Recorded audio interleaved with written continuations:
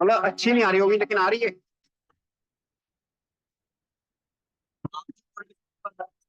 हाँ। हाँ तो वो मैं पास में हूँ ना, एकदम सामने के पास रहते हैं। सब लोग गाड़ी वाला तरीका मेरे मैंने एक्चुअली कभी जूम की नहीं की, मैंने वैसे रिकॉर्डिंग के लिए किया नहीं सिंपल है, कैप्टन तो नहीं है, सिंपल फायर है नहीं चाहिए मतलब इसका मतलब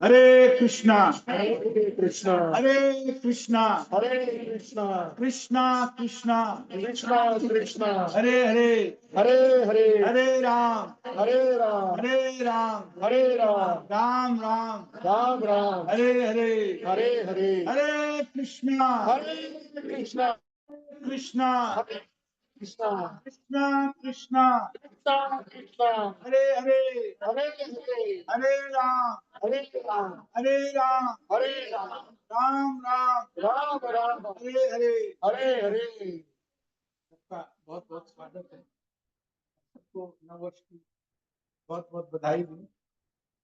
ये नया वर्ष भगवान की कृपा से हमारे हृदय में भगवान का वास और बने और बढ़े। भगवान के चरणों में, प्रभुपाद जी के चरणों में, आचार्यों के चरणों में ये प्रार्थना है।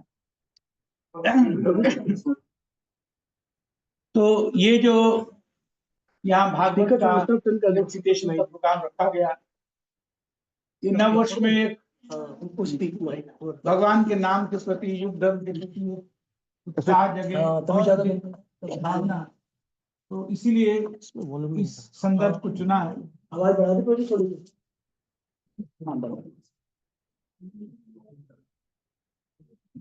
ओम ज्ञान तिमिराम ज्ञानांजन शलाकया हमारा बहुत बड़ा भाग्य है कि हिरोली ने महाराज जी हमारे साथ यहाँ 1 जनवरी में हमारे साथ हैं। महाराज हैं, यहाँ आएंगे भी। हम सबका बहुत बड़ा सौभाग्य है।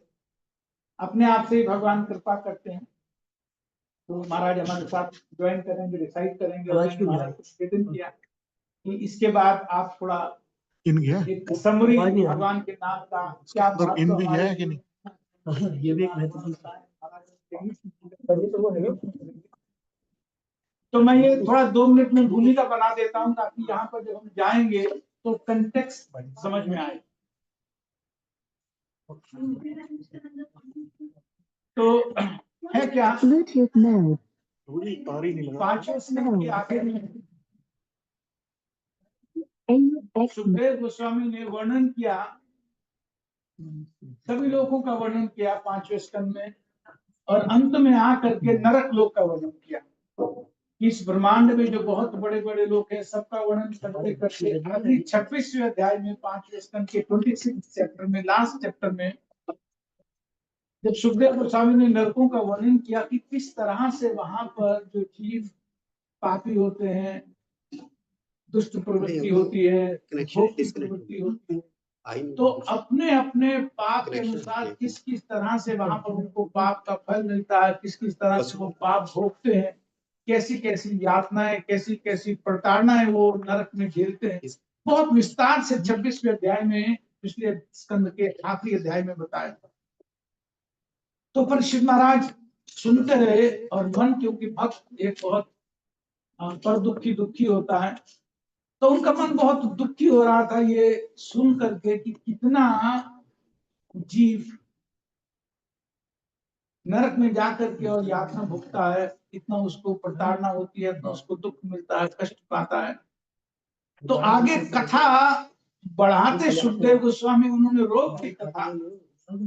मैं आपसे पहले गुरुदेव ये जानना चाहता हूँ कि जो नरक में गए हुए लोग हैं उनका कल्याण कैसे हो सकता है, उनका उद्धार कैसे हो सकता है। तो उनका उद्धार कैसे हो सकता है ये जब प्रश्न किया उन्होंने, तो वहां से सुखदेव गोस्वामी ने पहले तो ऐसे ही कुछ चालू माल दिया। चालू माल माने कोई बहुत बढ़िया सोल्यूशन नहीं दिया, परीक्षा लेना चाह रहे थे। वास्तव में वो परीक्षित की, सुखदेव गोस्वामी की अटेंटिव होकर के सुन भी रहा है कि नहीं सुन रहा, लेकिन परीक्षित महाराज तो बिल्कुल हृदय दे करके सुन रहे थे। हम सब पढ़ेंगे, मैं भूमिका इसलिए बांध रहा हूँ कि आप उसको जब पढ़ें तो एकदम मिलाते जाएं। तो सबसे पहले उन्होंने बोल दिया कि वास्तव में जो कोई पाप करता है उसको पाप के लिए प्रायश्चित कर लेना चाहिए, बड़े पाप के लिए बड़ा प्रायश्चित करना चाहिए, छोटे पाप के लिए छोटा प्रायश्चित करना चाहिए। परीक्षित महाराज ने सुना कि ये प्रायश्चित का सलूशन दे रहे हैं, तुरंत रिजेक्ट कर दिया गुरुदेव का प्रपोजल। श्रीमद् भागवत में एक ही जगह पर परीक्षित महाराज ने अपना हाथ खड़ा करके और विरुद्ध आवाज उठाई कि गुरुदेव मैं आपसे सहमत नहीं हूं। आप कह रहे हो कि पाप का अगर कोई उद्धार करना चाहता है, पाप से बाहर आना चाहता है कि वो प्रायश्चित करे, तो मैं गुरुदेव इस बात से आपकी सहमत नहीं हूँ। गुरुदेव तो जानते ही थे कि मैं जो बात कह रहा हूँ ऐसे लॉलीपॉप कच्ची बात कह रहा हूँ, कोई बहुत बढ़िया बात, उत्तम बात, कोई बहुत मजबूत बात नहीं कह रहा हूँ। तो परीक्षित महाराज ने कहा कि आपका जो इलाज आपने बताया प्रायश्चित वाला, ये तो मन में कुंजर शौच होती है, तो हाथी के स्नान जैसा है। हाथी स्नान करके आता है और फिर मिट्टी अपने ऊपर डाल लेता है। तो फिर आ करके एक सोल्यूशन और दिया उन्होंने, उसको भी बहुत ज्यादा पसंद नहीं किया परीक्षित महाराज ने। फिर उसके बाद जब तीसरा उन्होंने बताया कि वास्तव में भगवान की भक्ति से ही जीव न केवल पापों से शुद्ध हो जाता है, बल्कि वापस अपने स्वरूप में आकर के भगवत धाम चला जाता है। तो ये जब उन्होंने बात की कि भगवान का नाम ले करके पापी से पापी जीव भी शुद्ध हो जाते हैं, तो उसके लिए फिर उन्होंने कहा कि अब मैं तुमको एक वृतांत सुना रहा हूं परीक्षित, सुनो। ये इतिहास मैंने बहुत लोगों से सुना है, तो ये इतिहास में तुमको एक पापी व्यक्ति का सुना रहा हूं। तो फिर वहां से अजामिल की कथा प्रारंभ होती है। अब हम डायरेक्टली इसको शुरू करते हैं यहाँ से, और हम सब इकट्ठे पढ़ेंगे जो श्लोक है, और जो ट्रांसलेशन का पार्ट है वो एक एक भक्त करके, मान लो कोई 10 पढ़ लेगा, कोई 15 पढ़ लेगा, तो हम रोटेशन में ट्रांसलेशन पढ़ेंगे और इसको कोरस में सब ज्वाइन करके पढ़ेंगे। ओम नमो भगवते वासुदेवाय।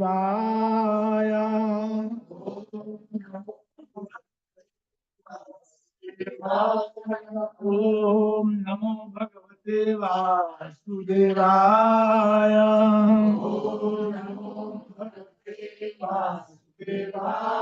ओम नमो भगवते वासुदेवाय।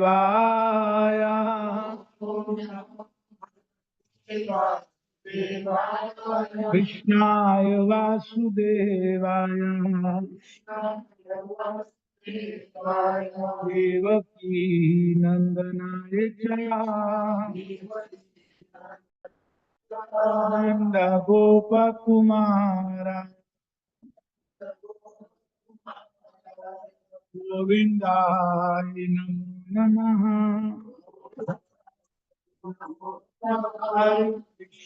हरे कृष्णा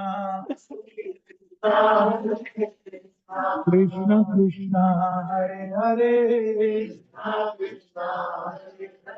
हरे Ram Ram Ram Hare Hare.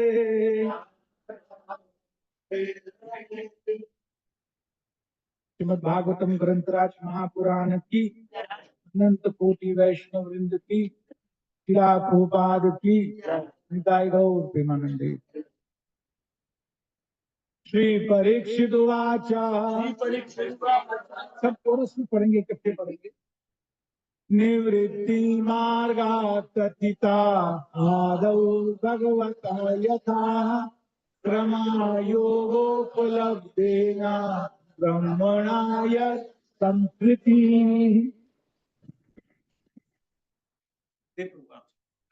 Maharaj Parikshit said, "O my Lord, O Sukadeva Goswami, you have already described in the second canto the path of liberation, Nivritti Marg.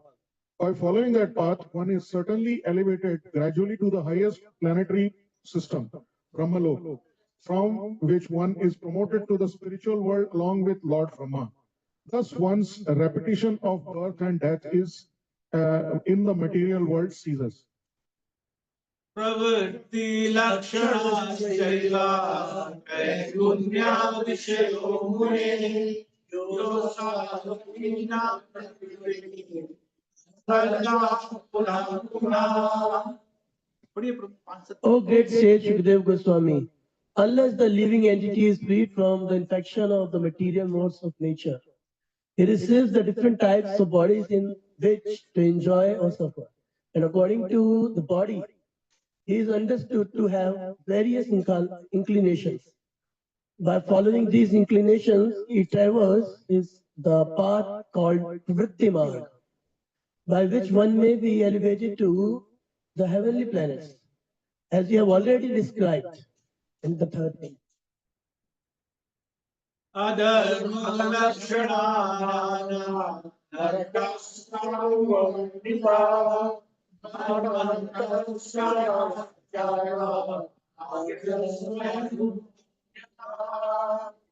You have also described at the end of the fifth canto the varieties of hellish life that result from impious activities, and you have described the first manvantara in the fourth canto, which was presided over by Swayambhu Manu, the son of Lord Brahma.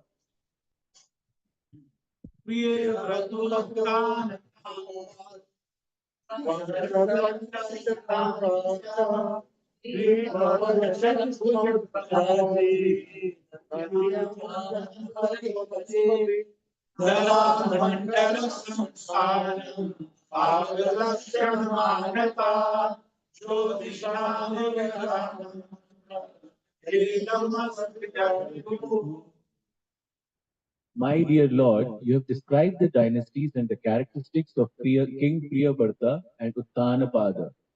The Supreme Personality of Godhead created this material world with various universes, planetary systems, planets, and stars, with varied lands, seas, oceans, mountains, rivers, gardens, and trees, with all different characteristics. These are divided among this planet Earth, the luminaries in the sky, and the lower planetary system. You have very clearly described these planets and the living entities who live on them. अदुनेयामाभागा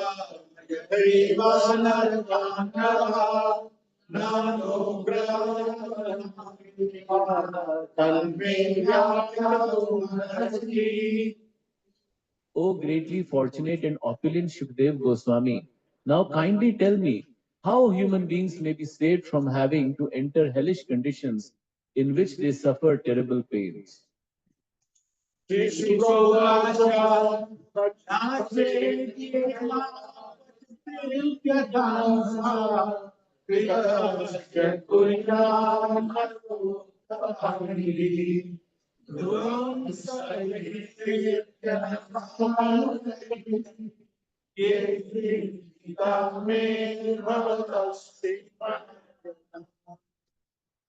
Sukdev Goswami replied, "My dear king, if before one's next death, whatever impious acts one has performed in this life with his mind, words, and body are not counteracted through proper atonement according to the description of the Manu Samhita and other Dharma Shastra, one will certainly enter the hellish planets after death and undergo terrible suffering, as I have previously described to you."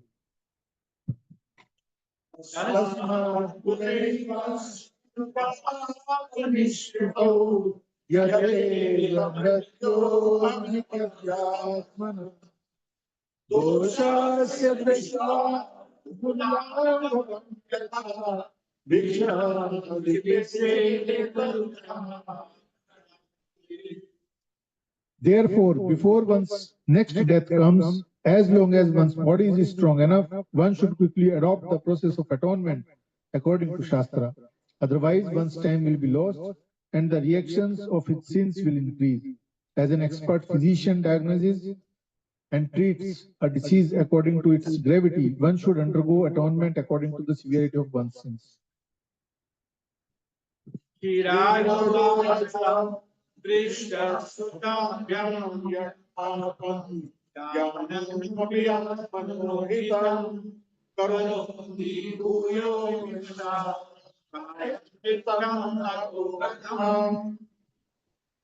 Maharaj Parikshit said, one may know that sinful activity is injurious for him because he actually sees that a criminal is punished by the government and rebuked by people in general, and because he hears from scriptures and learned scholars that one is thrown into hellish conditions in the next life for committing sinful acts.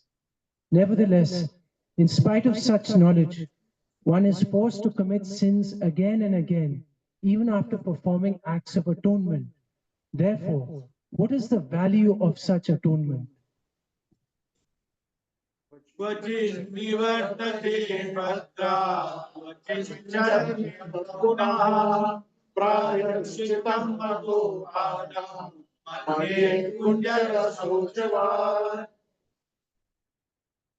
Sometimes one who is very alert so as to not commit sinful acts is victimized by sinful life again. I therefore consider this process of repeated sinning and atoning to be useless. It is like bathing of an elephant, for an elephant cleanses itself by taking a full bath, but then throws dust over its head and body as soon as it returns to the land.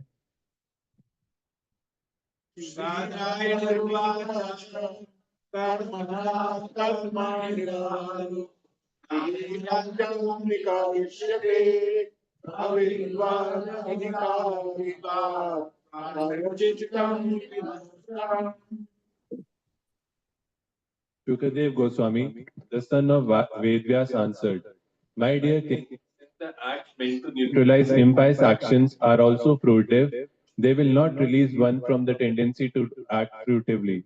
Persons who subject themselves to the rules and regulations of atonement are not at all intelligent. Indeed, they are in the mode of darkness. Unless one is freed from the mode of ignorance, trying to counteract one action through another is useless because this will not uproot one's desires. Thus, even though one may superficially seem pious, he will undoubtedly be prone to act impiously. Therefore, real atonement is enlightenment in perfect knowledge, Vedanta, by which one understands the supreme absolute truth.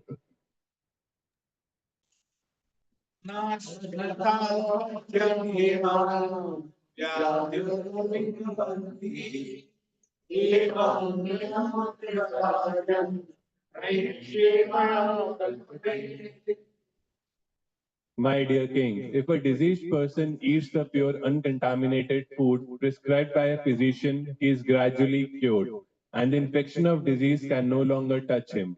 Similarly, if one follows the regulative principles of knowledge, he gradually progresses towards liberation from material contamination.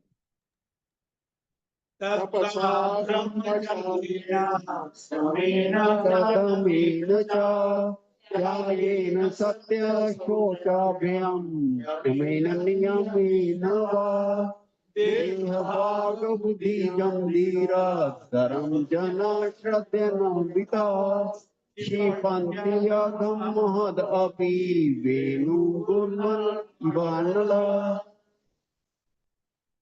To concentrate the mind, one must observe a life of celibacy and not fall down. One must undergo the austerity of voluntarily giving up sense enjoyment.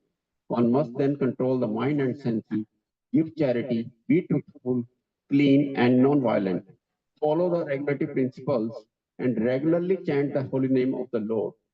Thus, a sober and faithful person who knows the religious principles is temporarily purified of all sins performed with his body, words, and mind. These sins are like the dried leaves of creepers beneath a bamboo tree, which may be burned by fire, although their roots remain to grow again at the first opportunity.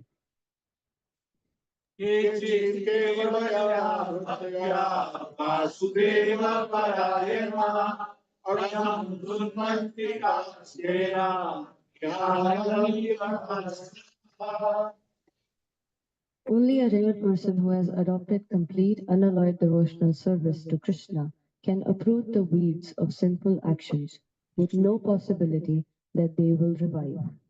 He can do this simply by discharging devotional service, just as the sun can immediately dissipate by its rays.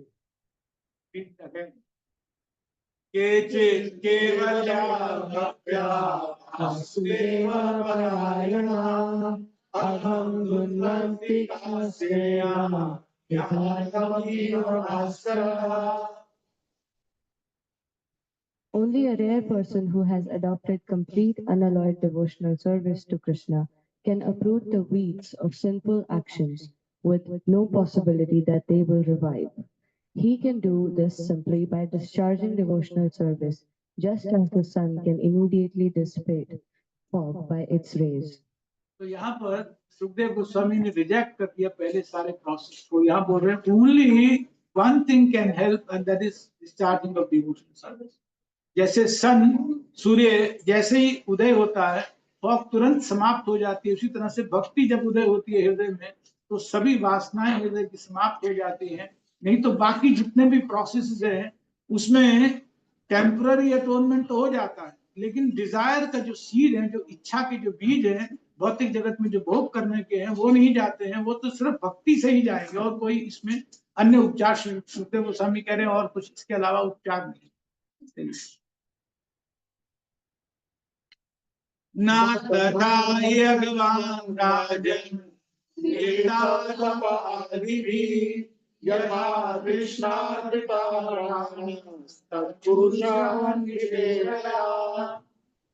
Translation. My dear king, if a sinful person engages in the service of a bona fide devotee of the Lord and thus learns how to dedicate his life unto the lotus feet of Krishna, he can become completely purified.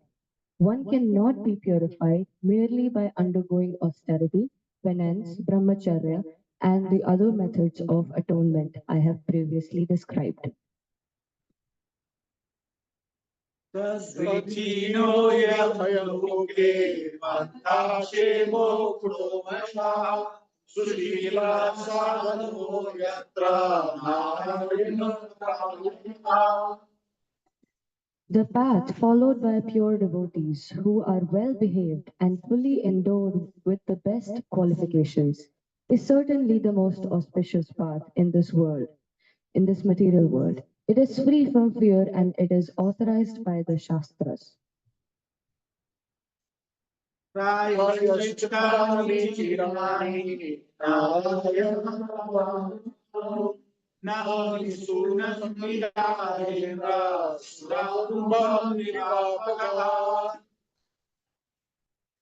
dear king, as a pot containing liquor cannot be purified even if washed in the waters of many rivers, non-devotees cannot be purified by the processes of atonement even if they perform them very well.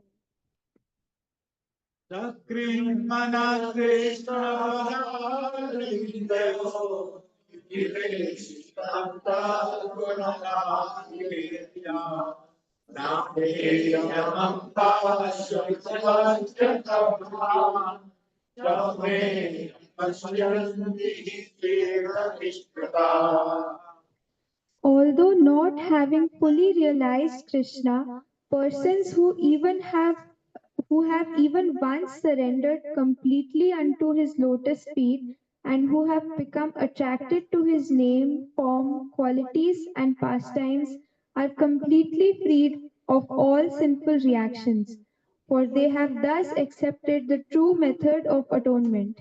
Even in dreams, such surrendered souls do not see Yamraj or his order carriers, who are equipped with the ropes to bind the sinful.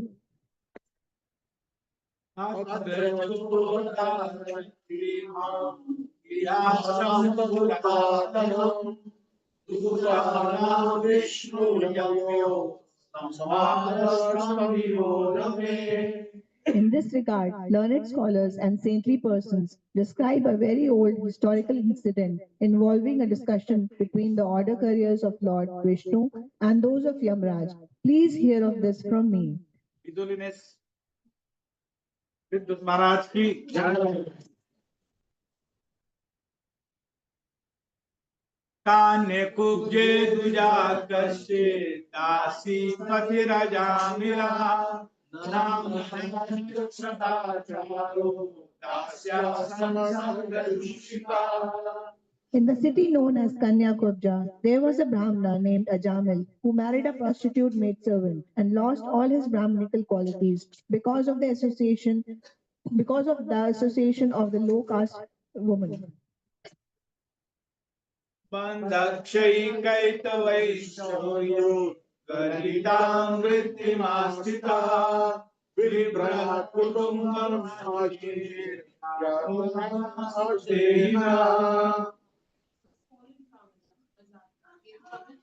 By arresting them, by cheating them in gambling, or by directly plundering them. This was the way he earned his livelihood and maintained his एवं निवस्तस्य नालयस्य सुता कालो ज्ञानान् महाराज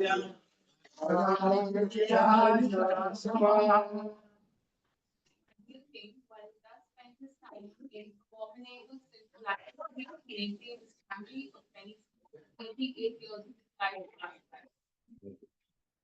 तस्य पुत्रा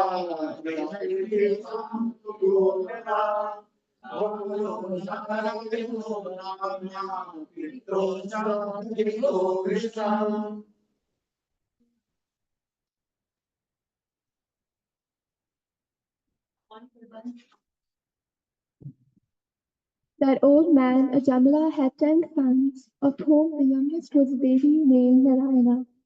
Since Narayana was the youngest of all the sons, he was naturally very dear to both his father and his mother. तस्मिन् अर्भके कालभाषिणी दीक्षानस्कलीलाम् उदेजनकृष्णाम्. Because of the child's broken language and awkward moments, old Ajamil was very much attached to him. He always took care of the child and enjoyed the child's activities.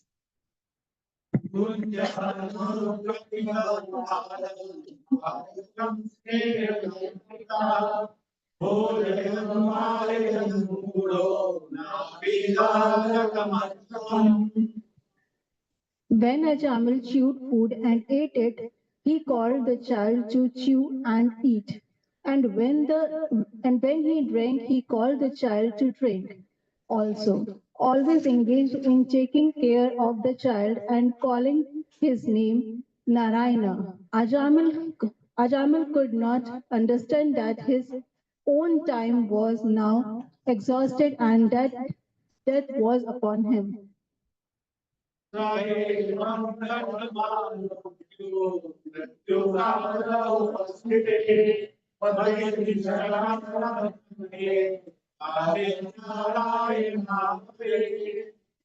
When the time of death arrived for the foolish Ajamil, he began thinking exclusively of his son Narayana.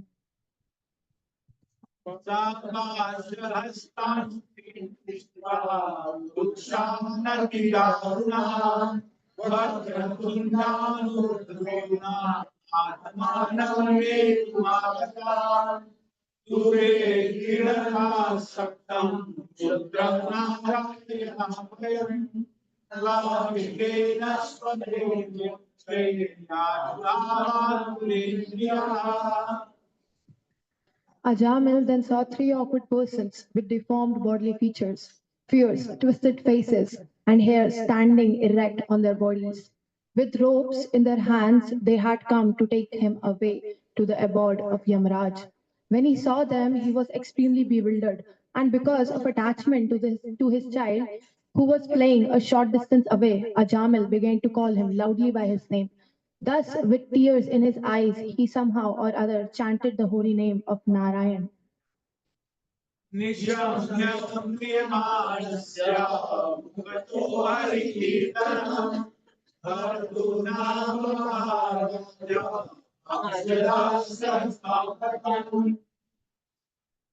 My dear king, the order carriers of Vishnu, the Vishnu Dutas, immediately arrived when they heard the holy name of their master from the mouth of the dying Ajamil, who had certainly chanted without offense because he had chanted in complete anxiety.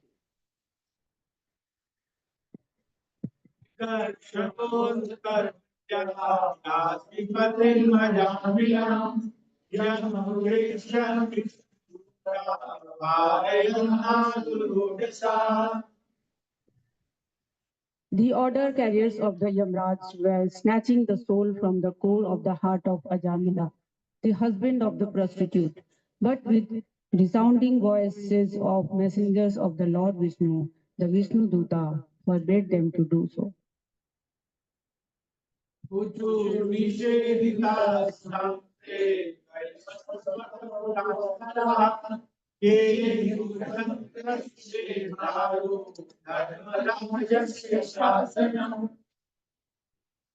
When the order carriers of Yamraj, the son of the sun god, were thus forbidden, they replied, "Who are you, sir, that have the audacity to challenge the jurisdiction of Yamraj?"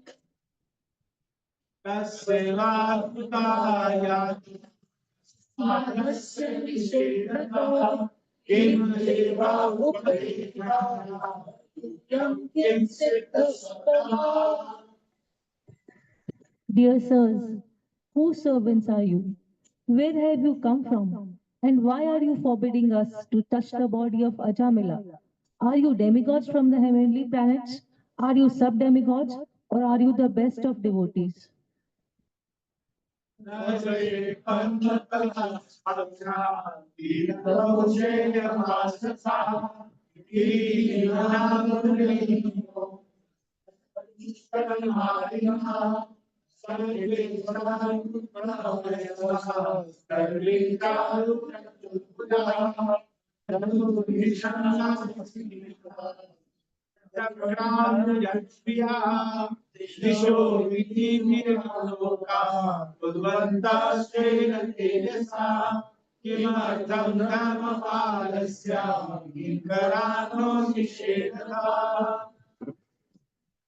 order carriers of Yamraj said, "Your eyes are just like the petals of the lotus flowers, dressed in yellow silken garments, decorated with garlands of lotuses, and wearing very attractive helmets on your heads and earrings on your ears. You all appear fresh and youthful. Your 4 long arms are decorated with bows and quivers of arrows and with swords, clubs, conch shells, discs, and lotus flowers. Your effulgence has dissipated the darkness of this place with extraordinary illumination. Now, sirs, why are you obstructing us?"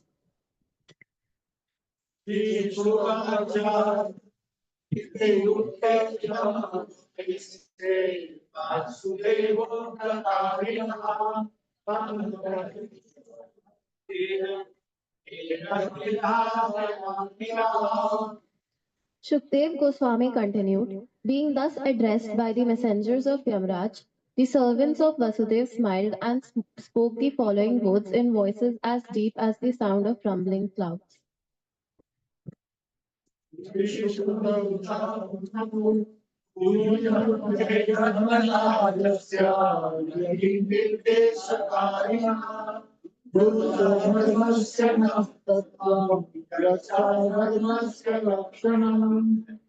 The blessed messengers of Lord Vishnu, the Vishnu Dutas said, if you are actually servants of Yamraja, you must explain to us the meaning of religious principles and the symptoms of irreligion.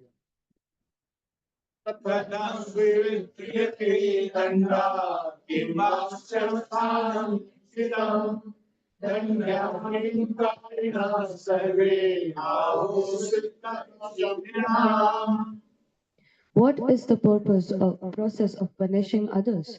Who are the actual candidates for punishment?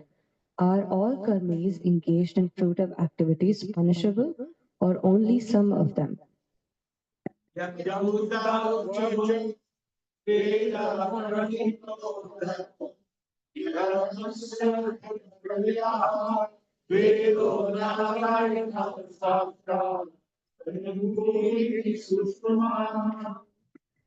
The Yamdutas replied that which is prescribed in the Vedas constitutes dharma, the religious principles, and the opposite of that is irreligion.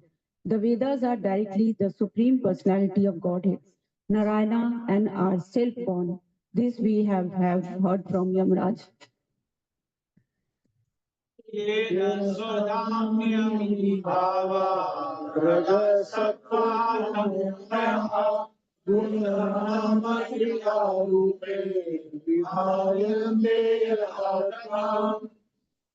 The supreme cause of all causes, Narayana, is situated in his own abode in the spiritual world. But nevertheless, he controls the entire cosmic manifestation according to the 3 modes of material nature, Sattvaguna, Rajoguna, and Tamoguna. In this way, all living entities are awarded different qualities, different names, such as Brahman, Kshatriya, and Vaishya, different duties according to the Varnashram, institution, and different forms. Thus, Narayan is the cause of the entire cosmic manifestation.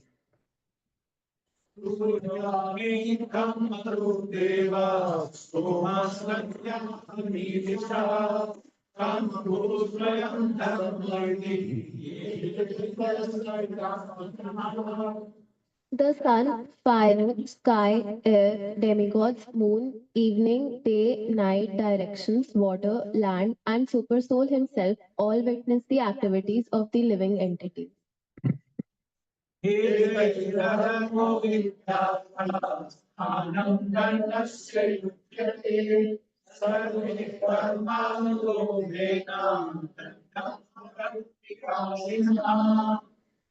The candidates for the punishment are those who are confirmed by these many witnesses to have deviated from their prescribed regulative duties.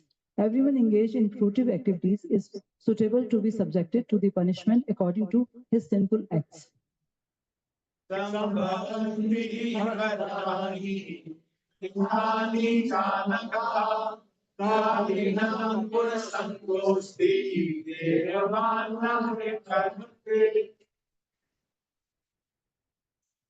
O inhabitants of Vaikuntha, you are sinless, but those within this material world are all karmis, whether acting piously or impiously.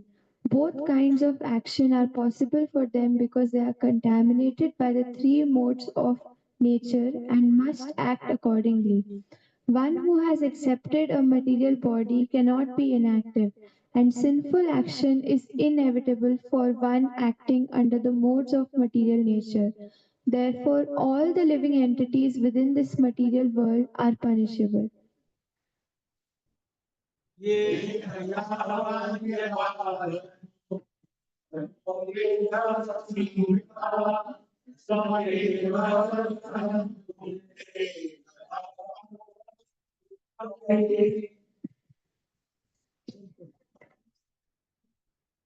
In proportion to the extent of one's religious or irreligious actions in this life, one must enjoy or suffer the corresponding reactions of his karma in the next.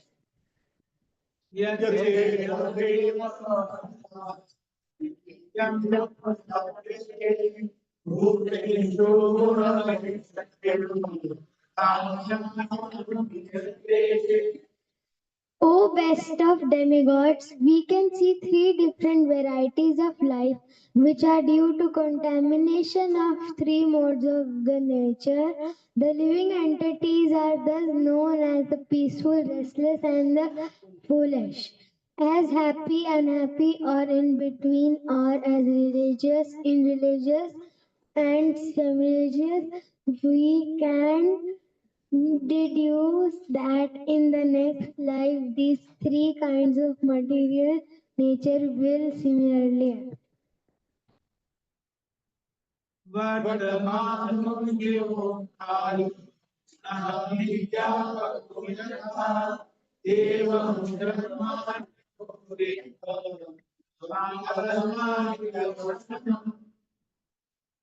Just as springtime in the present indicates the nature of springtimes in the past and future, so this life of happiness, distress, or a mixture of both gives evidence concerning the religious and irreligious activities of one's past and future lives.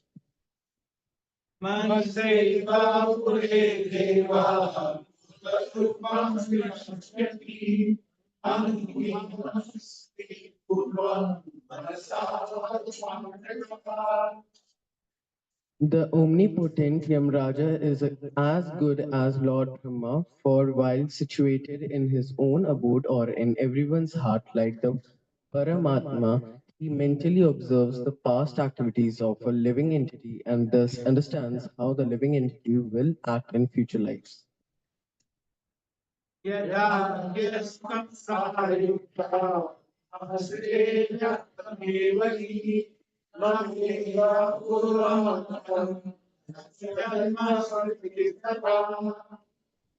As a sleeping person acts according to the body manifested in his dreams and accepts it to be himself, so one identifies with his present body.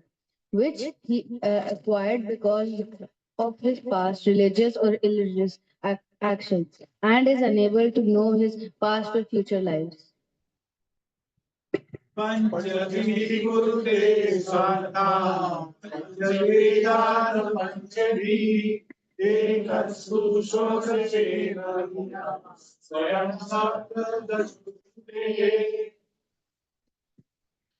Above the five senses of perception, the five working senses, and the five objects of the senses in the mind, which is the 16th element. Above the mind is the 17th element, the soul, the living being himself, who is in cooperation with the other 16, enjoys the material world alone. The living beings enjoy these kinds of situations, namely happily, distressful, and mixed. The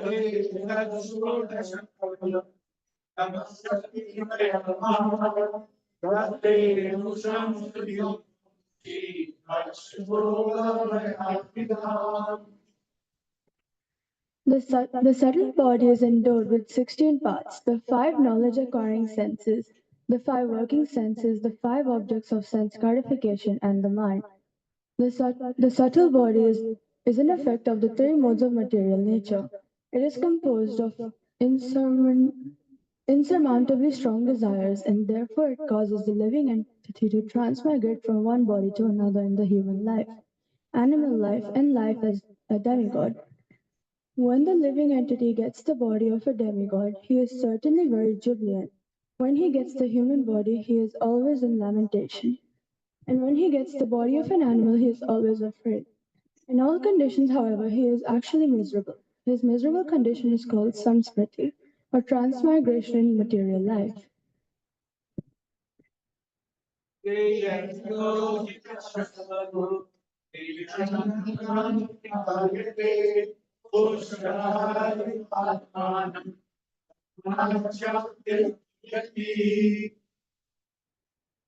The foolish, embodied living entity, inept at controlling his senses and mind, is forced to act according to the influence of the modes of material nature against his desires. He is like a silkworm that uses his own saliva to create a cocoon and then becomes trapped in it with no possibility of getting out. The living entity traps himself in a network of his own fruitive activities and then can find no way to release himself. Thus, he is always bewildered and repeatedly he dies.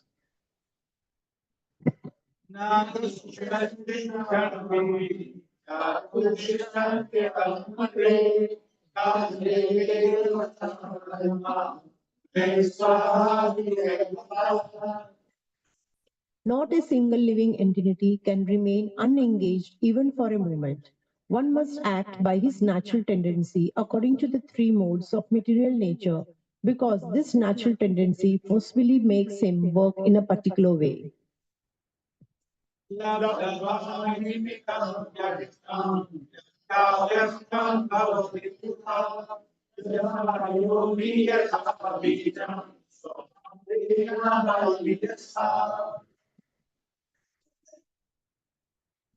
The, the fruitive activities a living being performs, whether pious or impious, are the unseen cause for the fulfillment of his desires.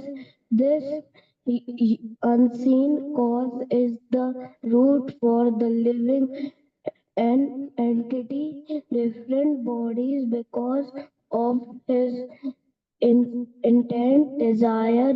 The living entity takes birth in a particular family and receives a body which is either like that of his mother or like that of his father. The gross and subtle bodies are created according to his desire.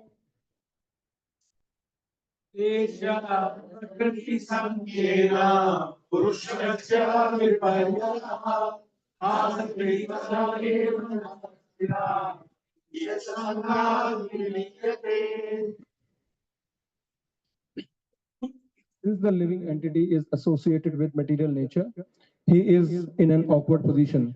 But if in the human form of life he is taught how to associate with the Supreme Personality of Godhead or his devotee, this position can be overcome.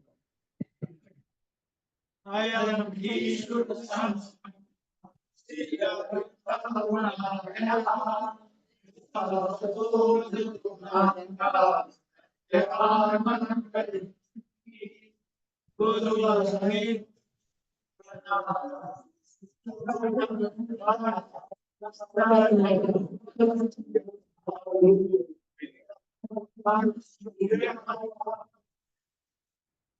In the beginning, this Brahmana named Ajamil studied all the Vedic literatures.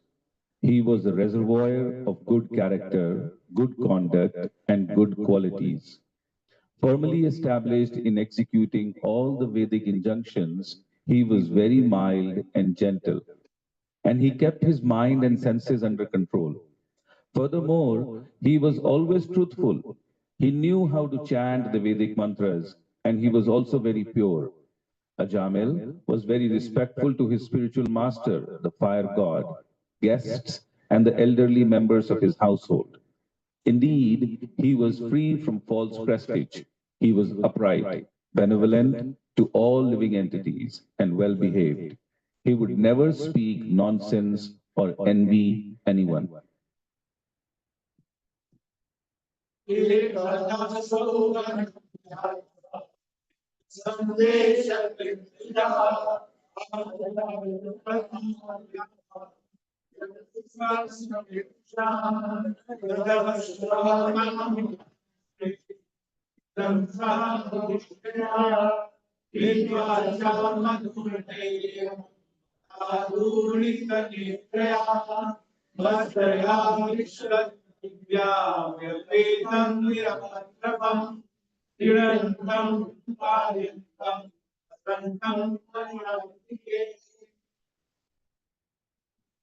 Once this Brahmana, Ajamil, following the order of his father, went to the forest to collect fruits, flowers, and two kinds of grass, called Samit and Kusa. On the way home, he came upon a Sudra, a very lusty, fourth-class man, who was shamelessly embarrassing the kissing a prostitute. The Sudra was smiling, singing, and enjoying as if this were proper behavior. Both the Sudra and the prostitute were drunk. The prostitute's eyes were rolling in intoxication and her dress had become loose. Such was the condition in which Azamil saw them.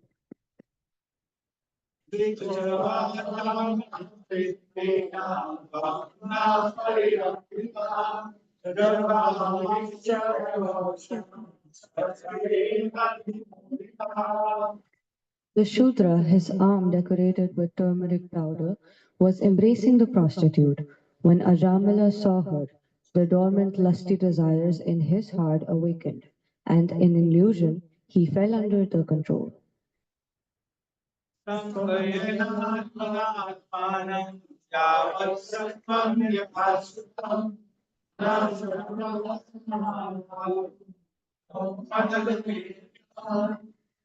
As far as possible, he patiently tried to remember the instructions of the Shastras, not even to see a woman. With the help of this knowledge and his intellect, he tried to control his lusty desires. But because of the force of Cupid within his heart, he failed to control his mind.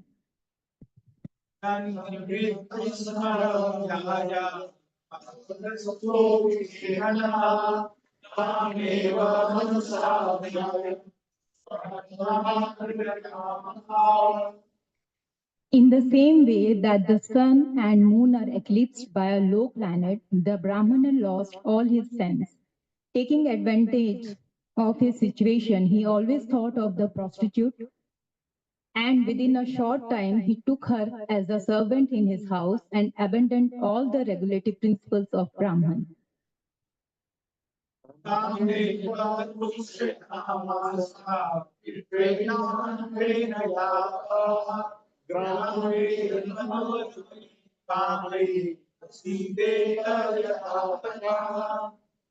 Thus, Ajamil began spending whatever money he had inherited from his father to satisfy the prostitute with various material presentations so that she would remain pleased with him. He gave up all his Brahmanical activities to satisfy the prostitute.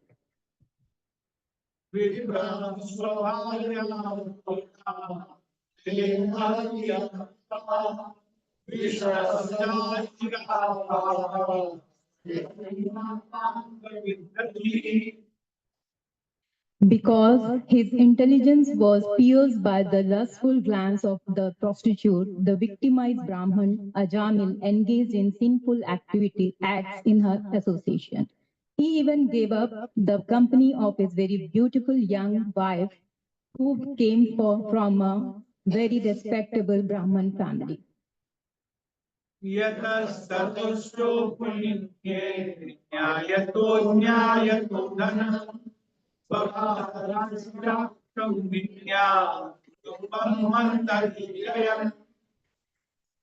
Although born of a Brahmana family, this rascal, bereft of intelligence because of the prostitute's association, earned money somehow or other, regardless of whether properly or improperly, and used it to maintain the prostitute's sons and daughters.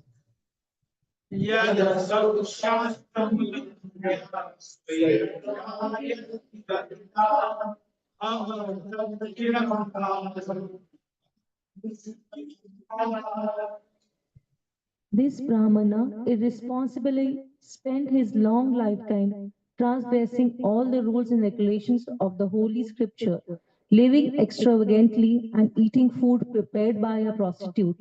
Therefore, he is full of sins, he is unclean, and is addicted to forbidden activities.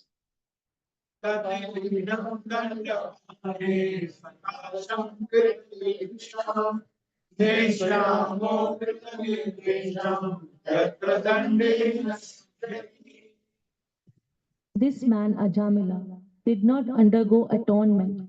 Therefore, because of his sinful life, we must take him into the presence of Yamraja for punishment. There, according to the extent of his sinful acts, he will be punished and thus purified. Hare Krishna, Krishna Krishna, Hare Hare, Hare Rama, Rama Rama, Hare Hare. Vibhadrayani Vacha, Evam Te Bhagavaduta, Yamaduta Vibhashitam, Upadharya Rajan, Shravuna Sukdev Goswami said, "My dear king, the servants of the Lord Vishnu are always very expert in logic and arguments." After hearing the statements of the Yamdutas, they replied as follows.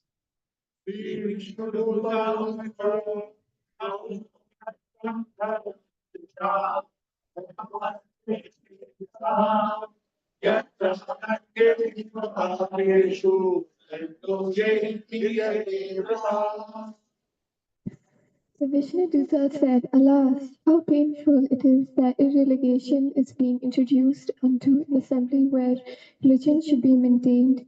Indeed, those in charge of maintaining the religious principles are needlessly punishing a sinless, unpunishable person." Prajanam Pitaro Yecha Yadavijayeshu Vaishnava Janti Shanam A king or governmental official should be so well qualified that he acts as a father, maintainer, and protector of the citizens because of affection and love. He should give the citizens good advice and instructions according to the standard scriptures and should be equal to everyone. Yamraj does this For he is the supreme master of justice, and so do those who follow in his footsteps. However, if such persons become polluted and exhibit partiality by punishing an innocent, blameless person, where will the citizens go to take shelter for their maintenance and security?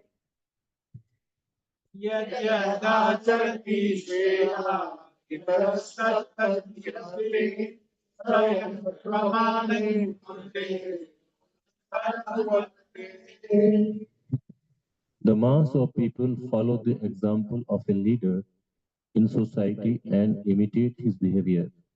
They accept as evidence whatever the leader accepts.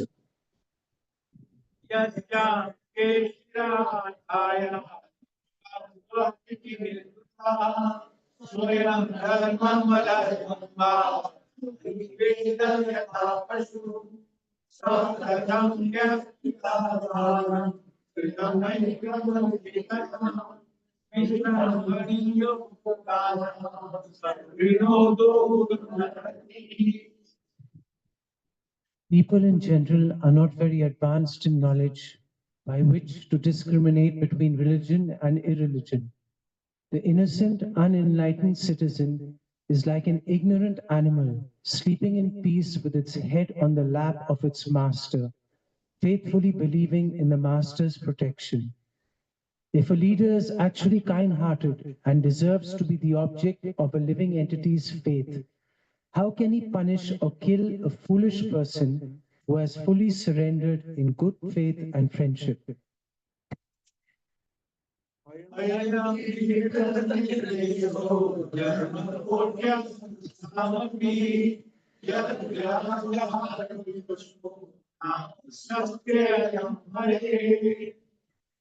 Jamila has already atoned for all his sinful actions.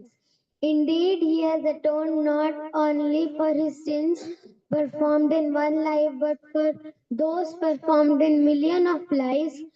For in a helpless condition, he chanted the holy name of Narayana. Even though he didn't chant it purely, he chanted without offense, a- and therefore he is now pure and eligible for liberation. The seed words of this chapter will be again. I am the soul.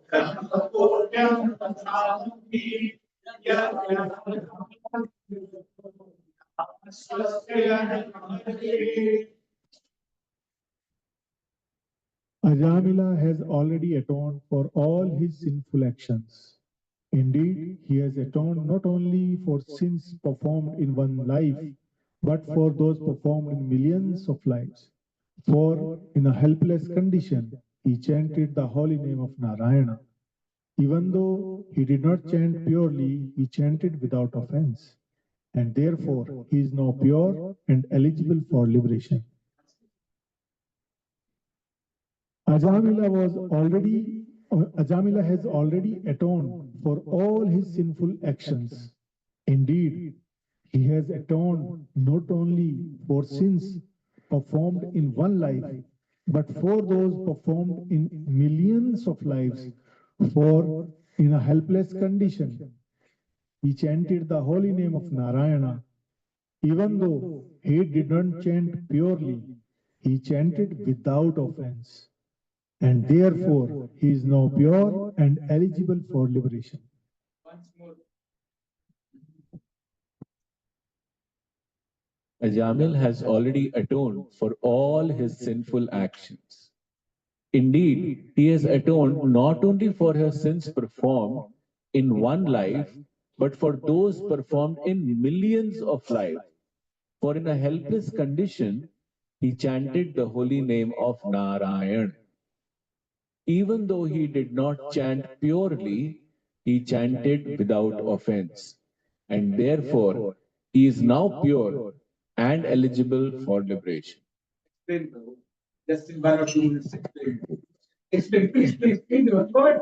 Please. This is from there we have to explain. Such a wonderful thing. So, what is being stated here is that one may atone for the sinful actions that he has done something wrong, he should not do it. But that will not help him to transcend to the Supreme Personality of Godhead's abode. After feeling atonement, it is also important that one must take the holy name. Now, this holy name will help to remove all the sins that he has performed in this life and also in previous lives. Why? Because we know that holy name, taking the holy name helps to purify our heart. And one has to chant in the helpless condition.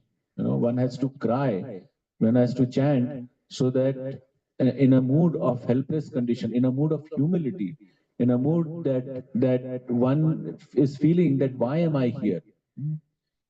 Now, the important line is that even though he did not chant purely, he chanted without offense, namabhas stage. So when we chant in the offenseless state, we still become eligible for liberation. And this is the summum bonum of this chapter.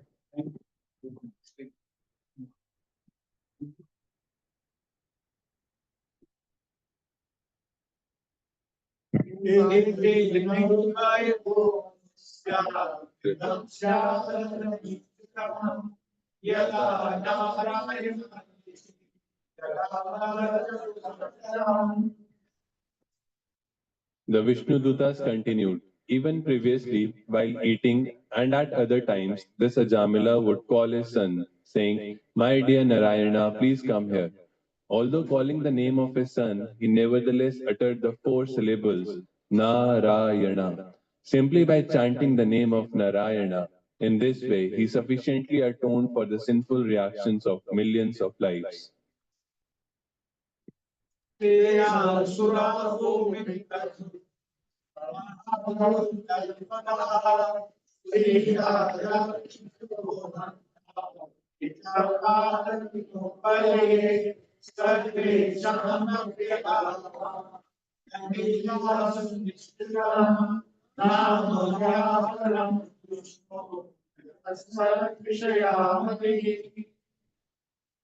The chanting of the holy name of Lord Vishnu is the best process of atonement for a thief of gold or other valuables, for a drunkard, for one who betrays a friend or relative, for one who kills a brahmana, or for one who indulges in sex with the wife of his guru or another superior. It is also the best method of atonement for one who murders women, the king, or his father, for one who slaughters cows, and for all other sinful men. Simply by chanting the holy name of Lord Vishnu, such sinful persons may attract the attention of the Supreme Lord, who therefore considers, because this man has chanted my holy name, my duty is to give him protection.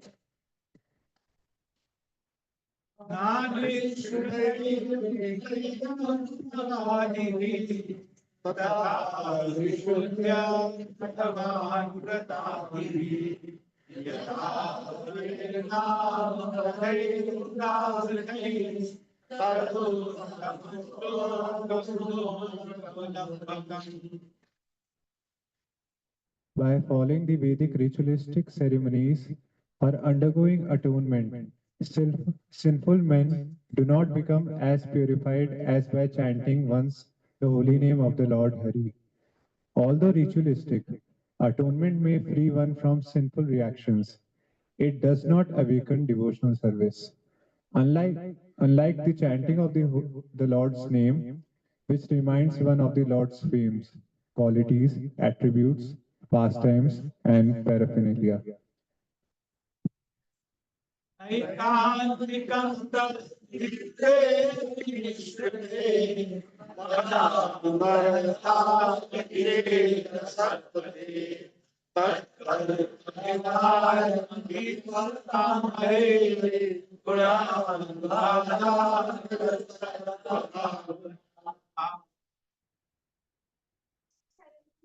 Atonement recommended in the religious scriptures are inefficient to cleanse the heart.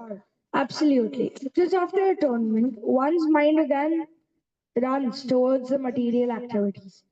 Consequently, for one who wants liberation from the fruitive reactions of material activities, the chanting of Hare Krishna Mantra or glorification of the name, fame, times of the Lord is recommended as a most perfect process of atonement because such chanting eradicates the dirt from one's heart completely.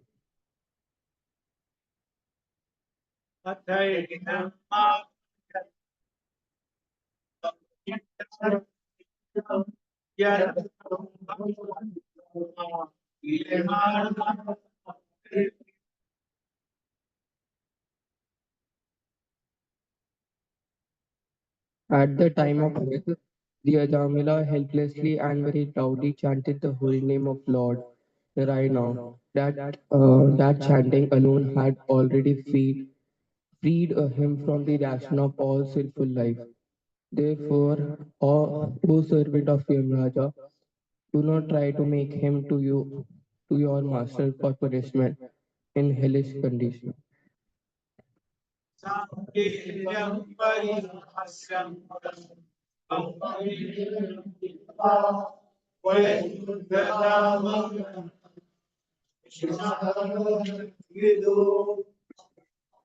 One who chants the holy name of the Lord is immediately freed from the reactions of unlimited sins.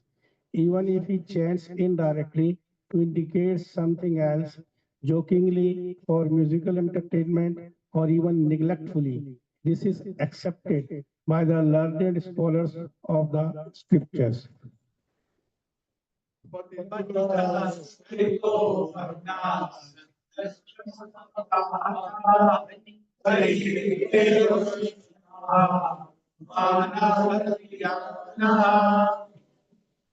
If one chant the holy name of Hari and then dies because of an accidental misfortune, such as falling from the top of a house, slipping and suffering broken bones while traveling on the road, being bitten by a serpent, being afflicted with pain and higher fever, and being injured by a weapon, one is immediately absorbed from having to enter hellish life, even though he is sinful.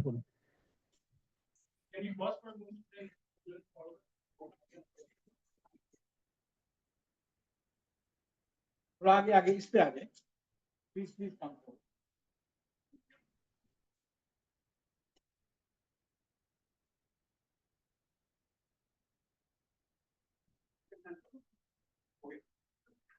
गुरुणां च लघूनां च गुरुणीशा लघुनीचा प्रायश्चित्तानि पापानां ज्ञातोक्तानि महर्षिभिः.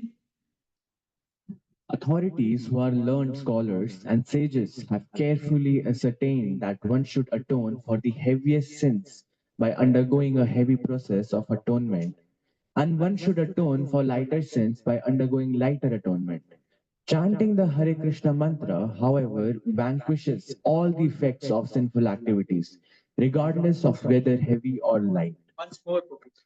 Authorities who are learned scholars and sages have carefully ascertained that one should atone for the heaviest sins by undergoing a heavy process of atonement, and one should atone for lighter sins by undergoing lighter atonement. Chanting the Hare Krishna mantra, however, vanquishes all the effects of sinful activities, regardless of whether heavy or light. तैस्तान्यगानि पूयन्ते तपोदानाव्रतादिभिः न धर्मं कृत्यं न विश्रान्तिः. Although one may neutralize the reactions of sinful life through austerity, charity, vows, and other such methods, these pious activities cannot uproot the material desires in one's heart. However, if one serves the lotus feet of the personality of Godhead, he is immediately freed from all such contaminations.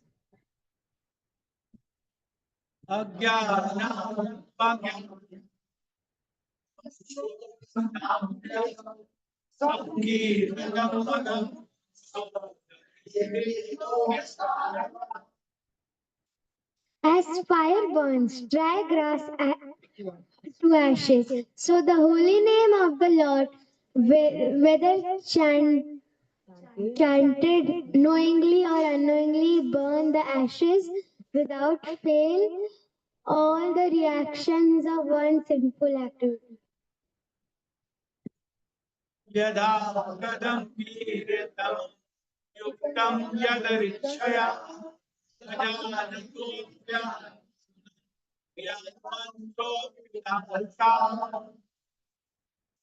If a person unaware of the effective potency of a certain medicine takes the medicine or is forced to take it, it will act even without his knowledge because its potency does not depend on the patient's understanding. Similarly, even though one does not know the value of chanting the holy name of the Lord, if one chants knowingly or unknowingly, the chanting will be very effective. Shri शुकोवाच ताएवं सुकृत्या धर्मं तं यां यथाशान्तिर्या प्रमृत्योरं शरणं. Sri Shukdev Goswami continued, My dear king, having thus perfectly judged the principles of devotional service with reasoning the arguments, the order carriers of Lord Vishnu released the Brahmana Ajamila from the bondage of the Yamdutas and saved him from intimate death. इति प्रतिज्ञायाम्या अयमायमान्तिकम् यदान्ते तथा सयो तत्सुर. My dear Maharaja Parikshit, O subduer of all enemies, after the servants of Yamraja had been answered by the order carriers of Lord Vishnu, they went to Yamraja and explained to him everything that had happened. तुया वाचा विनिपुतो गतहि प्रकृति कथा ववन्दे विष्णु गणान्दर्शनु सभा. Having been released from the nooses of Yamraj servants, the Brahmana Ajamila, now free from fear, came to his senses and immediately offered obeisances to the Vishnudutas by bowing his head at their lotus feet. He was extremely pleased by their presence, for he had seen them save his life from the hands of the servants of Yamraj. तं विवक्ष्मभिप्रेत्या महापुरुषलिङ्गरा सहसा पश्यतस्या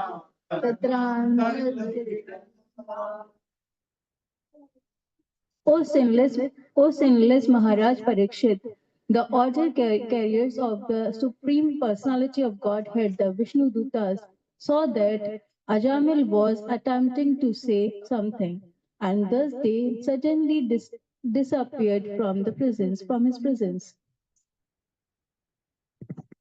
अजामिलो यथा प्रज्ञान दानव्यं कृष्णयो धर्मं भागवतं शुद्धं त्रैवेद्यं चारुणाश्रयम् भक्तिमानवत्याचु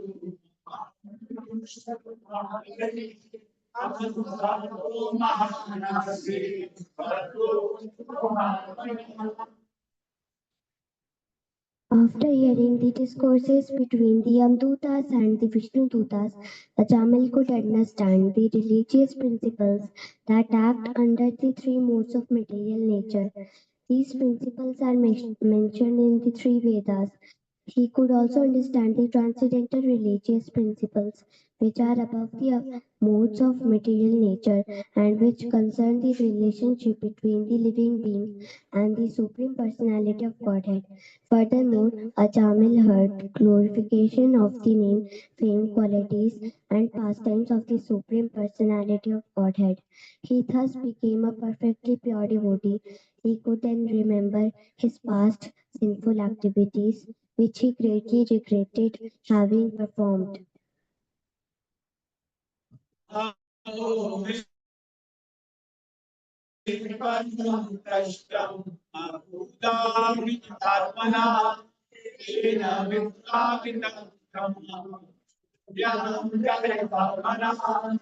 Ajamil said, Alas, being a servant of my senses, how degraded I became. I fell down from my position as a duly qualified Brahmana and begot children in the womb of a prostitute.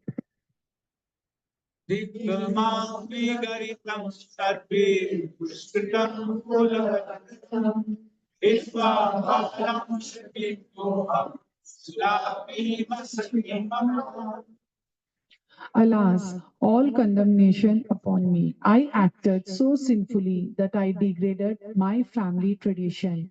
Indeed, I gave up my chaste and beautiful young wife to have sexual intercourse with a fallen prostitute accustomed to drinking wine. All condemnation upon me.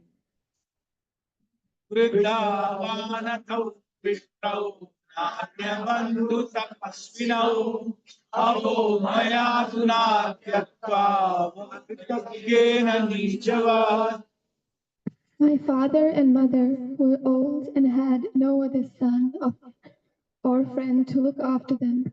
Because I did not take care of them, they lived with great difficulty. Alas, like an abominable lower class man, I ungratefully left them in that condition.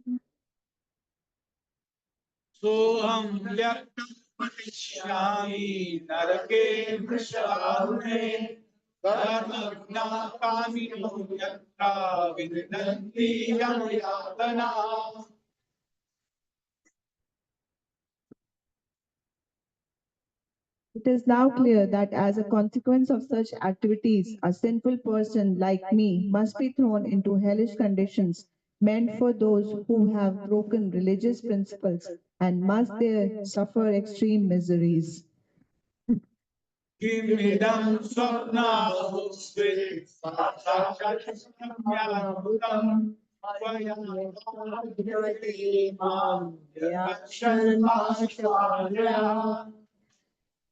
Was this a dream I saw, or was it reality? I saw fearsome men with ropes in their hands coming to arrest me and drag me away. Where have they gone?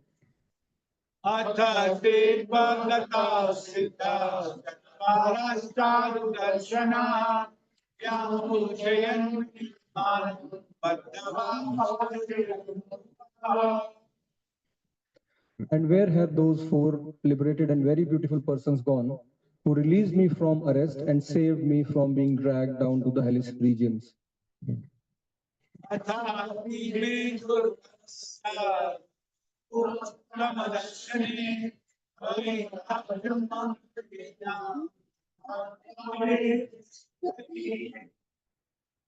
I am certainly most abominable and unfortunate to have merged in an ocean of sinful activities. But nonetheless, because of my previous spiritual activities, I could see those four exalted personalities who came to rescue me. Now I feel exceedingly happy because of their visit.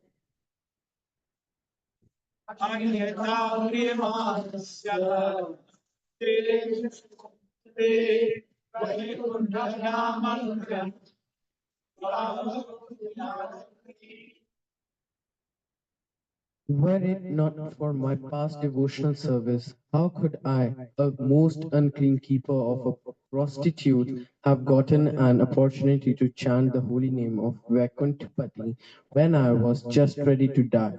Certainly, it could not have been possible.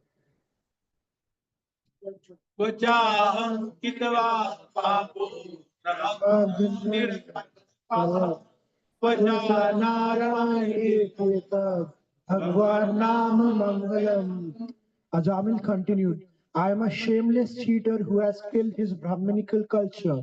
Indeed, I am sin personified. Where am I in comparison to the all auspicious chanting of the holy name of Lord Narayan?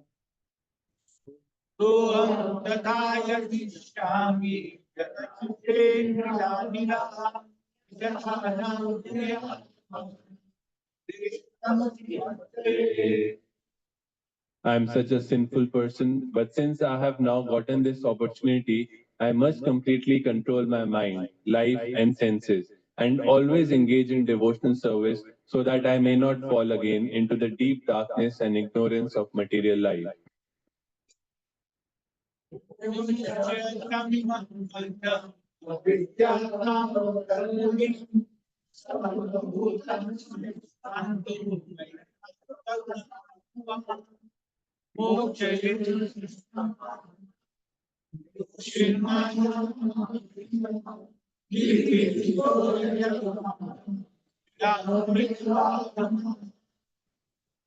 Because of identifying oneself with the body, one is subjected to the desires for the sense gratification, and thus one engages in many different types of pious and impious action. This is what constitutes material bondage. Now I shall disentangle myself from my material bondage, which has been caused by the Supreme Personality of Godhead's illusionary energy in the form of a woman. Being a most fallen soul, I was victimized by the illusionary energy and have become like a dancing dog led around by a woman's hand. Now I shall give up all lusty desires and free myself from this illusion. I shall become a merciful, well-wishing friend to all living entities and always absorb myself in Krishna consciousness.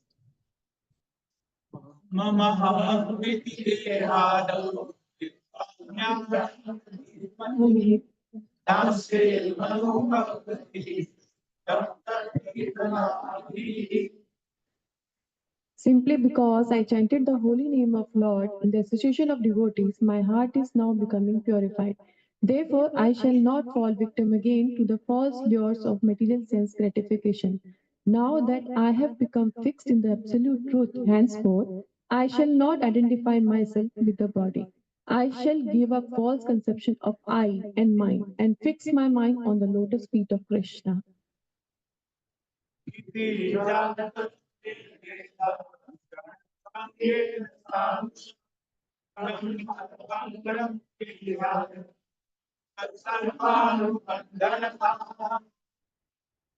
Because of a moment's association with devotees, the Vishnu Dutas, Ajamil detached himself from the material conception of life with determination. Thus freed from all material attraction, he immediately started for hard war.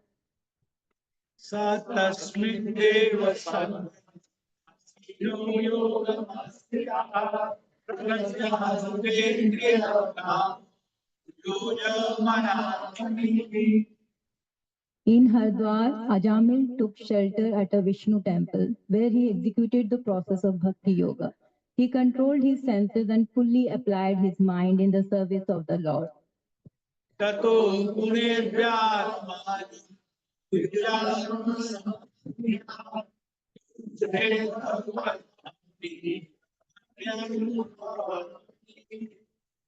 Ajamil fully engaged in devotional service. Thus, he detached his mind from the process of sense gratification and became fully absorbed in thinking of the form of the Lord.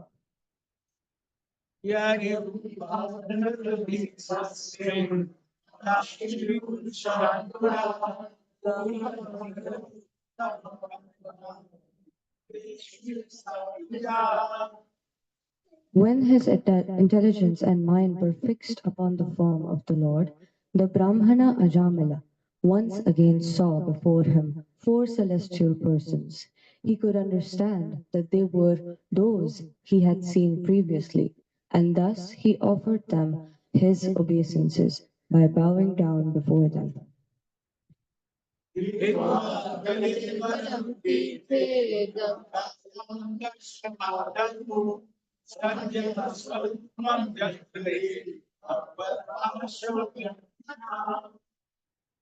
Upon seeing the Vishnu Dutas, Ajamil gave up his material body at Haridwar on the bank of the Ganges. He regained his original spiritual body, which was a body appropriate for an associate of the Lord.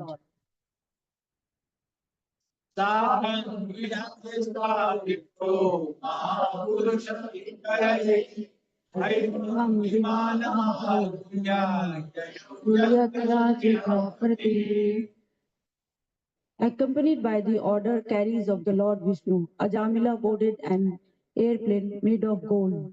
Passing through the airways, he went directly to the abode of Lord Vishnu. the husband of the goddess of fortune.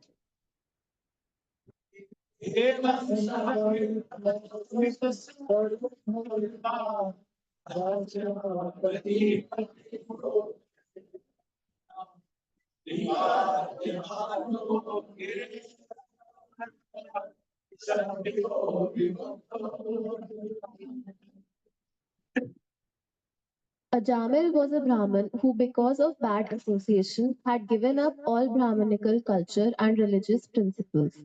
Becoming most fallen, he stole, drank, and performed other abominable acts. He even kept a prostitute. Thus, he was destined to be carried away to hell by the order carriers of Yamraj. But he was immediately rescued simply by a glimpse of the chanting of the holy name Narayan.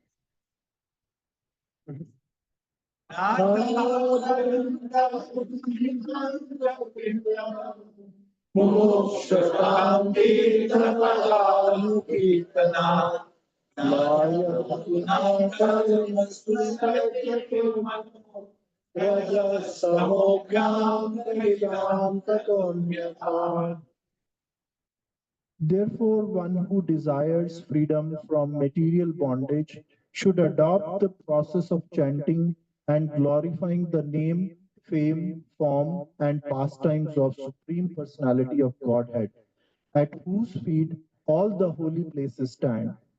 One cannot derive the proper benefit from other methods, such as pious atonement, speculative knowledge, and meditation in mystic yoga, because even after following such methods, one takes to fruitive activities again, unable to control his mind, which is contaminated by the base qualities of nature, namely passion and ignorance.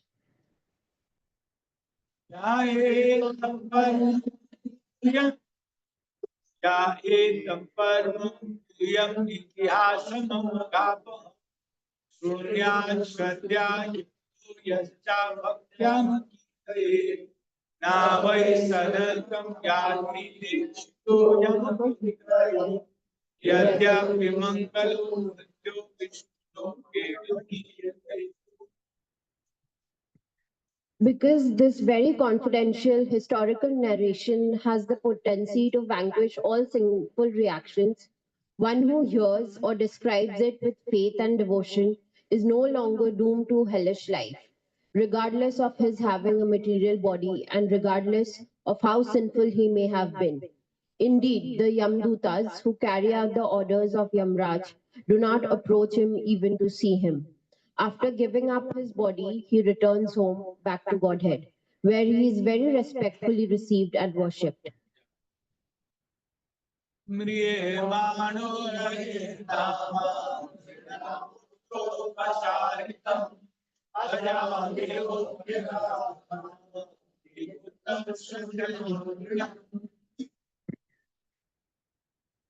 While suffering at the time of death, Ajamila chanted the holy name of the Lord, and although the chanting was directed toward his son, he nevertheless returned home, back to Godhead. Therefore, if one faithfully and inoffensively chants the holy name of the Lord, where is the doubt that he will return to Godhead?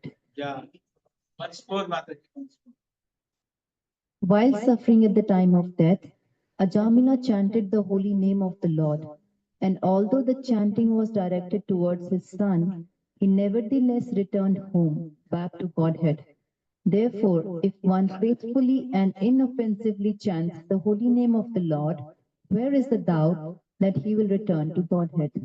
Hare Krishna, Hare Krishna, Krishna Krishna, Hare Ram, Hare Ram,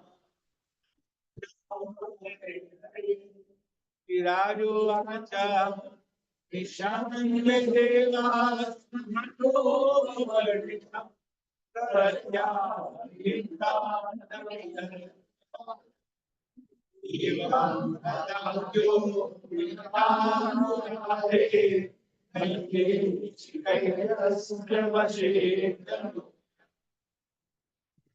King Parikshit said, O my Lord, O Sukhdev Goswami, Yamraj is the controller of all living entities in terms of their religious and irreligious activities. But his order had been foiled. When his servants, the Yamadutas, informed him of their defeat by the Vishnudutas, who had stopped them from arresting Ajamila, what did he reply?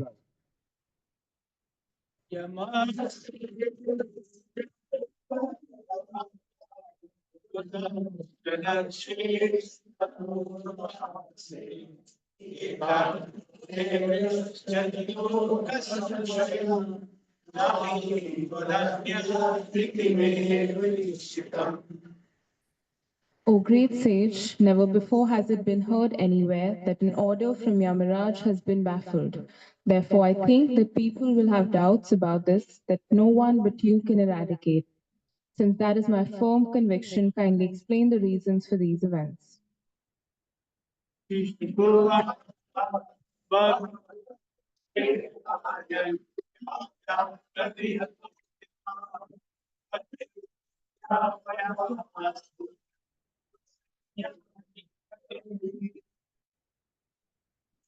Sri Sukdeva Goswami replied, My dear king, when the order carrier of Yamraja were baffled and defeated by the order carriers of Vishnu, they approached their master, the controller of Samyamani Puri and master of sinful persons, to tell him of this incident.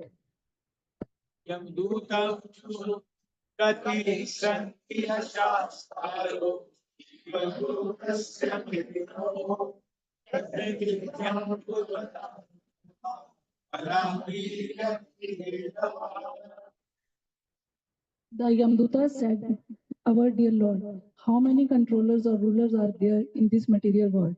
How many causes are responsible for manifesting the various results of activities performed under the three modes of material nature, Satoguna, Rajoguna, and Tamoguna?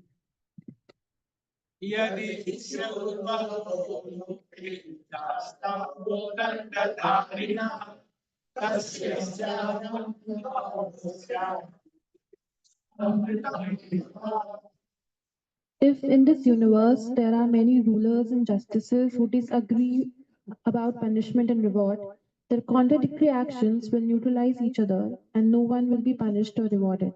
Otherwise, if their contradictory acts fail to neutralize each other, everyone will have to be both punished and rewarded.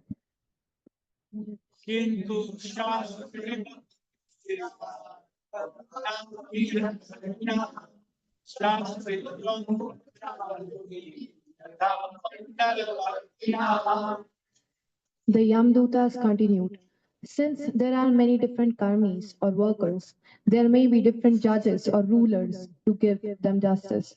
But just as one central emperor controls different departmental rulers, there must be one supreme controller to guide all the judges.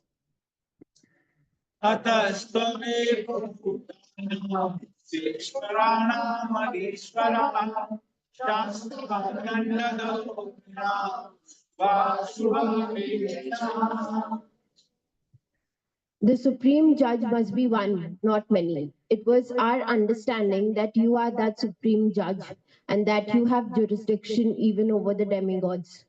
Our impression was that you are the master of all living entities, the supreme authority who discriminates between the pious and the impious activities of all human beings.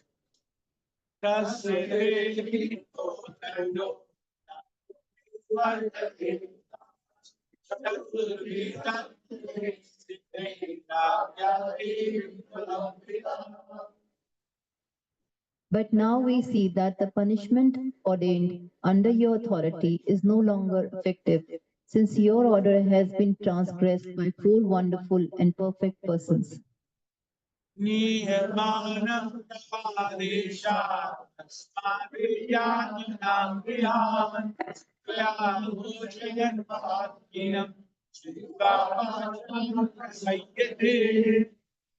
We were bringing the most sinful Ajamil towards the hellish planets, following your order when those beautiful persons from Siddhaloka forcibly cut the knots of the ropes with which we were arresting him.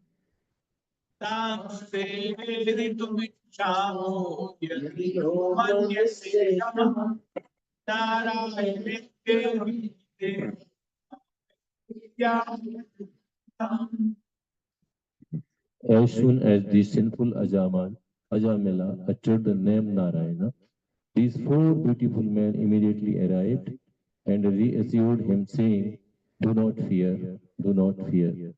We wish to know about them from your lordship. If you think we are able to understand them, kindly describe who they are."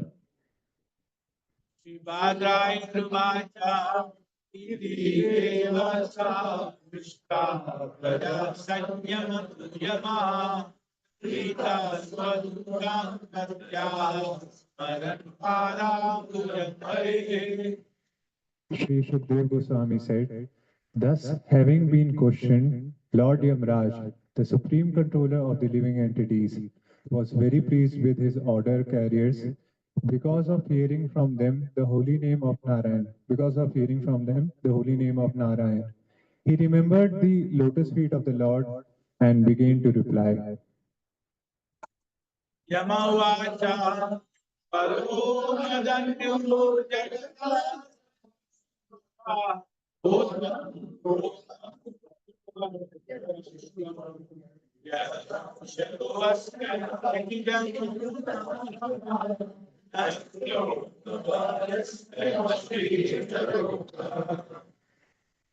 Yamraj said, "My dear servants, you have accepted me as the supreme, but factually I am not.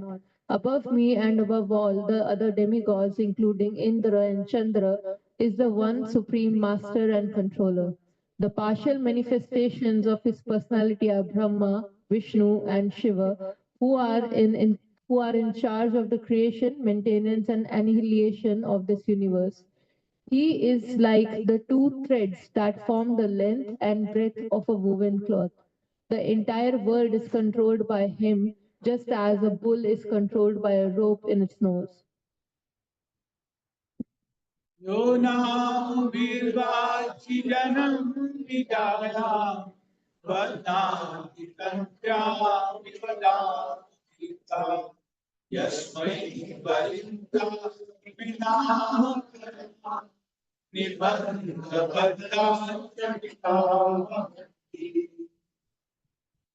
Just as the driver of a bullock cart ties ropes through the nostrils of his bulls to control them, the Supreme Personality of Godhead binds all men through the ropes of his words in the Vedas, which set forth the names and activities of the distinct order of human society: Brahmana, Kshatriya, Vaishya, and the Shudra.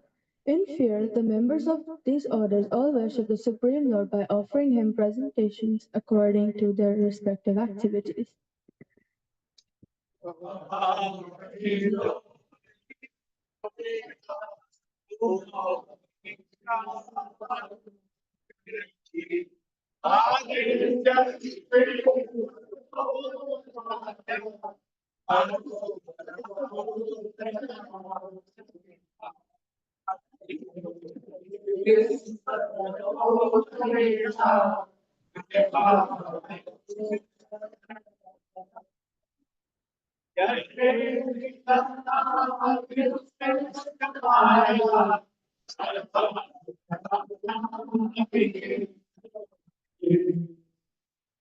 Yamraj, Indra, the king of heaven, Nirati, Varuna, Chandra, the moon god, Agni, Lord Shiva, Pavana, Lord Brahma, Shurya, the sun god, Visvashu, the eight Vasus, the Sadhyas, the Murtas, the Rudras, the Siddhas, and the Marichi, and the other great rishis engage in maintaining the departmental affairs of the universe, as well as the best of the demigods headed by Brihaspati and the great sages headed by Bhrigu are all certainly freed from the influence of the two base material modes of nature, namely passion and ignorance.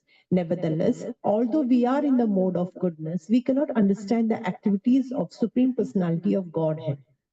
What then is to be said of the others who are under the illusion merely speculate to know God?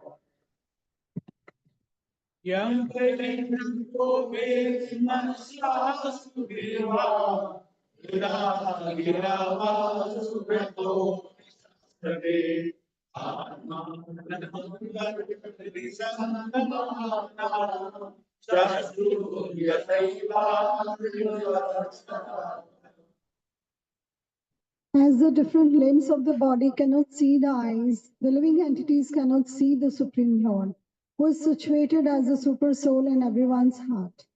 Not by the senses, by the mind, by the life air, by the thoughts within the heart, or by the vibration of the words, can the living entities ascertain the real situation of the Supreme Lord.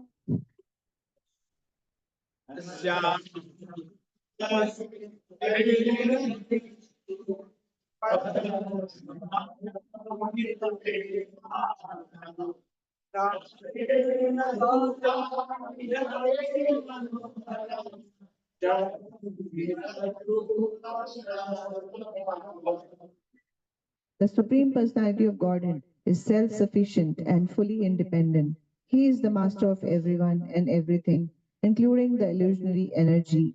He has his form, qualities, and features, and similarly, his order carriers, the Vaishnavas, who are very beautiful, possess bodily features, transcendental qualities, and transcendental nature, almost like his. They always wander within this world with full independence.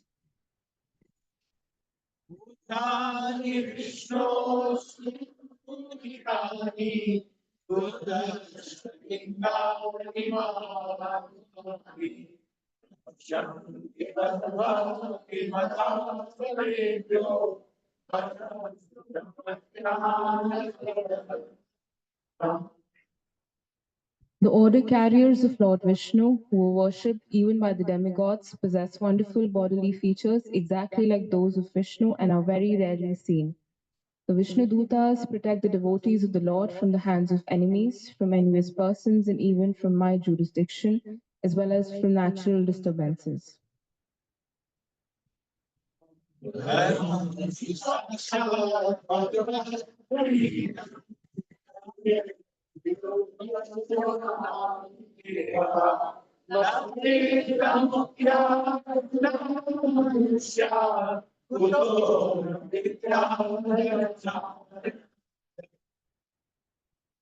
Real religious principles are enacted by the Supreme Personality of Godhead. Although fully situated in the mode of goodness, even the great Rishi who occupy the topmost planets cannot ascertain the real religious principles. Nor can the demigods or the leaders of Siddhaloka, to say nothing to the asuras, ordinary human beings, Vidyadharas and Charanas.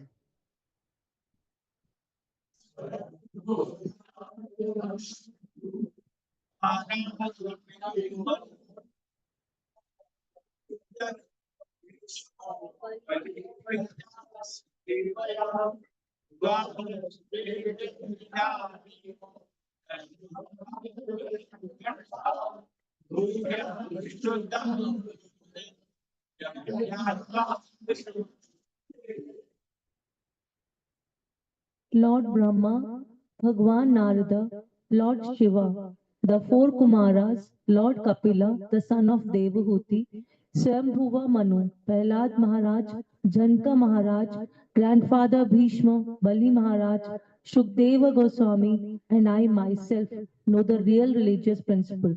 My dear servants, this transcendental religious principle, which is known as Bhagavata Dharma, or surrender unto the Supreme Lord and love for Him, is uncontaminated by the material modes of nature.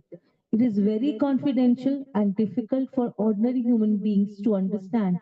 But if by chance one fortunately understands it, he is immediately liberated and thus he returns home back to Godhead.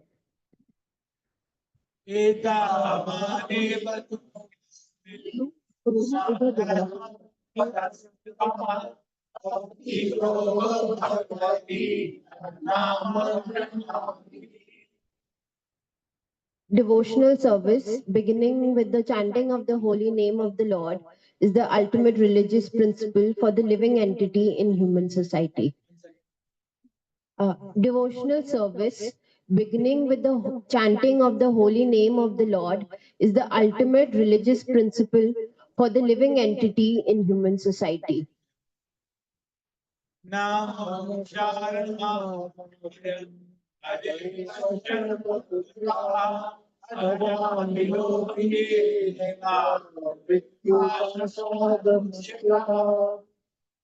My dear servants, who are as good as my sons, just see how glorious is the chanting of the holy name of the Lord. The greatly sinful Ajamil chanted only to call his son, not knowing that he was chanting the Lord's holy name. Nevertheless, by chanting the holy name of the Lord, he remembered Narayana, and thus he was immediately saved from the ropes of death.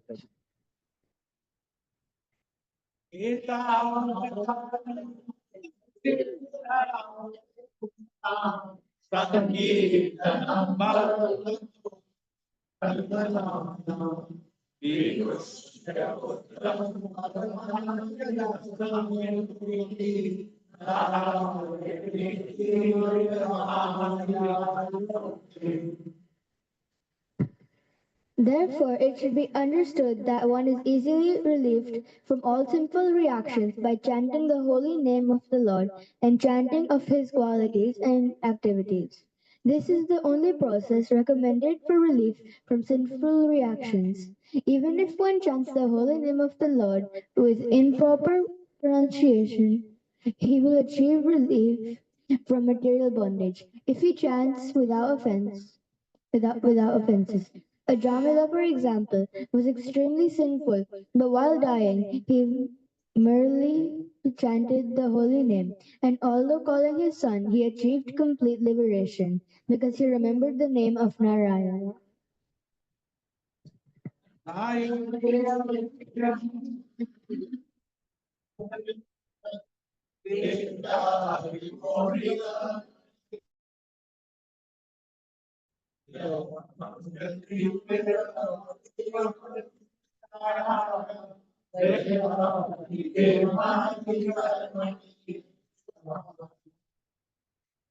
Because they are bewildered by the illusory energy of the Supreme Personality of Godhead, Yajnavalkya and Jaimini and other compilers of the religious scriptures cannot know the secret, confidential religious system of the 12 Mahajanas. They cannot understand the transcendental value of performing devotional service of chanting the Hare Krishna mantra. Because their minds are attracted to the ritualistic ceremonies mentioned in the Vedas, especially the Yajurved, Samved, and Rigved, their intelligence has become dull. Thus, they are busy collecting the ingredients for ritualistic ceremonies that yield only temporary benefits, such as elevation to Swarglok for material happiness. They are not attracted to the Sankirtan movement. Instead, they are interested in dharma, arth, kam, and moksha.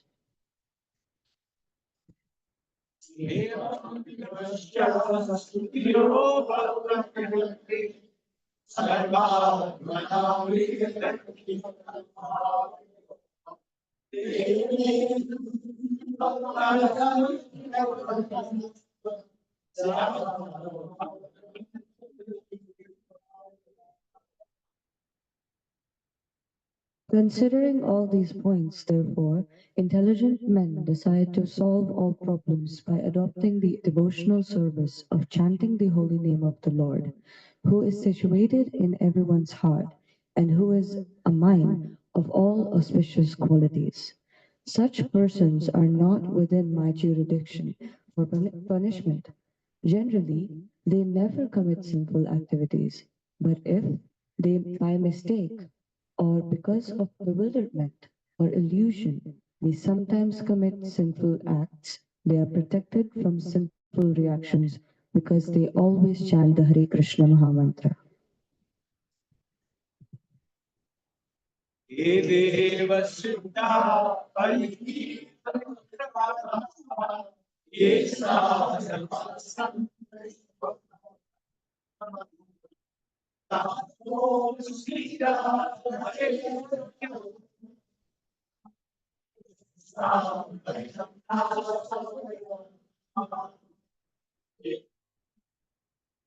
My dear servants, please do not approach such devotees, for they have fully surrendered to the lotus feet of the Supreme Personality of Godhead.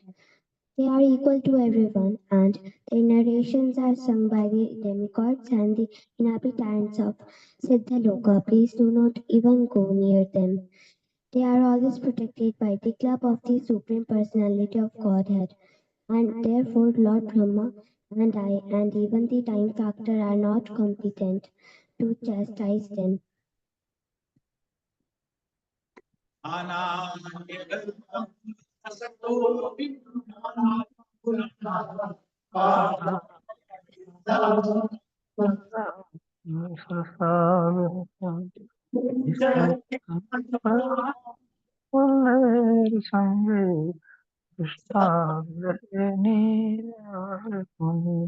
Krishna.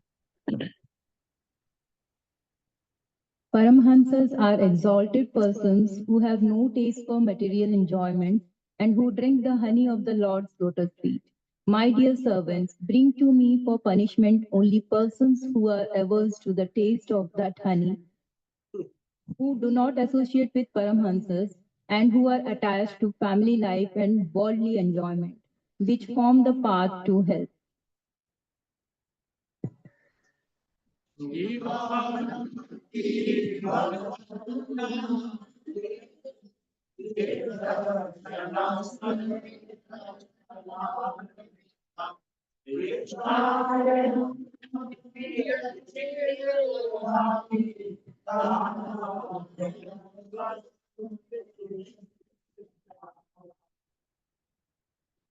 My dear servants, please bring to me only those sinful persons who do not use their tongues to chant the holy name and qualities of Krishna, whose hearts do not remember the lotus feet of Krishna even once, and whose heads do not bow down even once before the Lord Krishna. Send me those who do not perform their duties toward Krishna, which are the holy, which are the only duties in human life. Please bring me all such fools and rascals.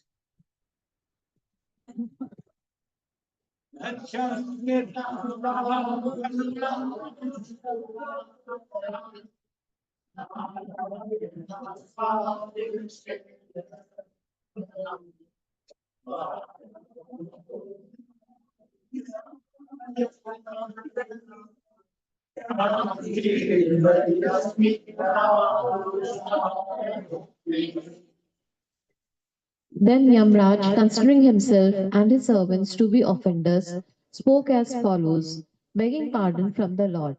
O my Lord, my servants have surely committed a great offense by arresting a Vaishnav such as Ajamil. O Narayan, O supreme and oldest person, please forgive us.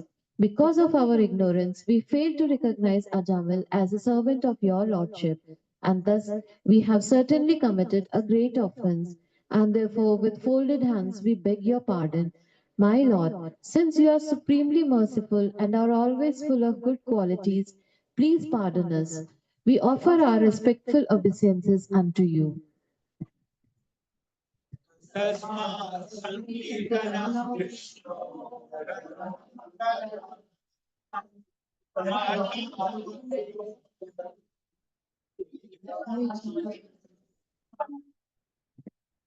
Sukdev Goswami continued, My dear king, the chanting of the holy name of the Lord is able to uproot even the reactions of the greatest sin.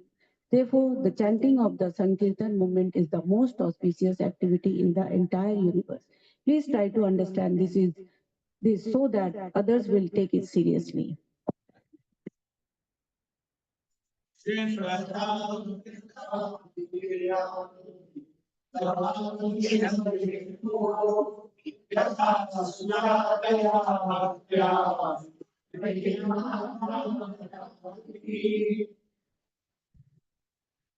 One who constantly and chants the holy name of the Lord and hears and chants about his activities can very easily attain the platform of pure devotional service, which can cleanses the dirt from one's heart. The one cannot achieve such purification merely by observing vows and performing Vedic ritualistic ceremonies.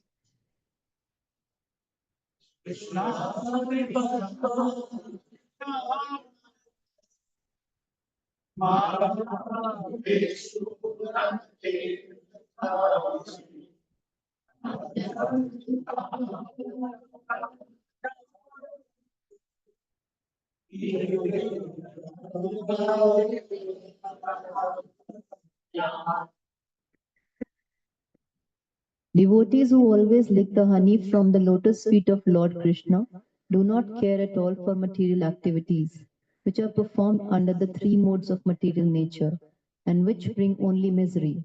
Indeed, devotees never give up the lotus feet of Krishna to return to material activities. Others, however, who are addicted to Vedic rituals because they have neglected the service of the Lord's lotus feet and are enchanted by the lusty desires, sometimes perform acts of atonement. Nevertheless, being incompletely purified, they return to sinful activities again and again.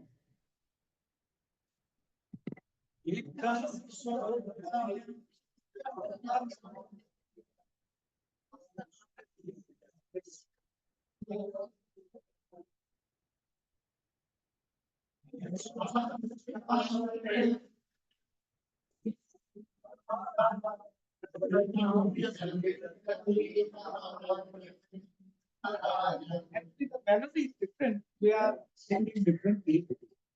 So, हमें ब्रह्म संहिता की तरह लेना चाहिए. I was trying to many times. Etam स्वभट्य गदितं भगवान् महित्वम् संस्कृत्य विस्मित धियो यमुकिङ्करास्ते नैवाच्युताश्रय जनं प्रतिशङ्कमाना द्रष्टुं च विद्यन्ततः प्रभृति समाजम्. After hearing from the mouth of the Master about the extraordinary glories of the Lord and his fame and attributes, the Yamdutas were struck with wonder. Since then, as soon as they see a devotee, they fear him and dare not look at him again.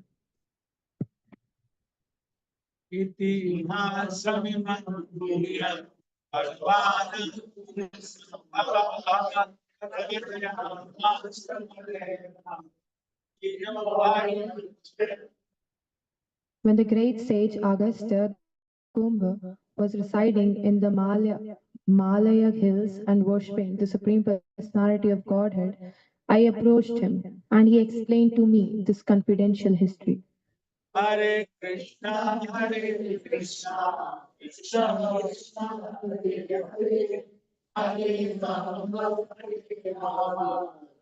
Rama Hare Hare Krishna, Krishna Krishna, Hare Hare Rama, Rama Rama Hare Hare Krishna,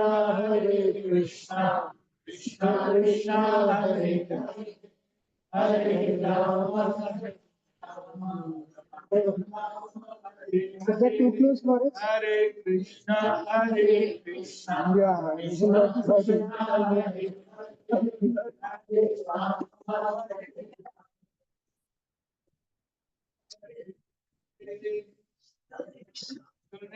महाराज की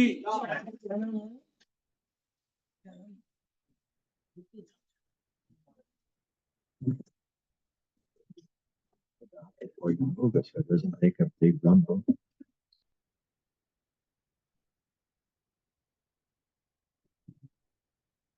Hare Krishna, everyone. Good morning. Happy New Year.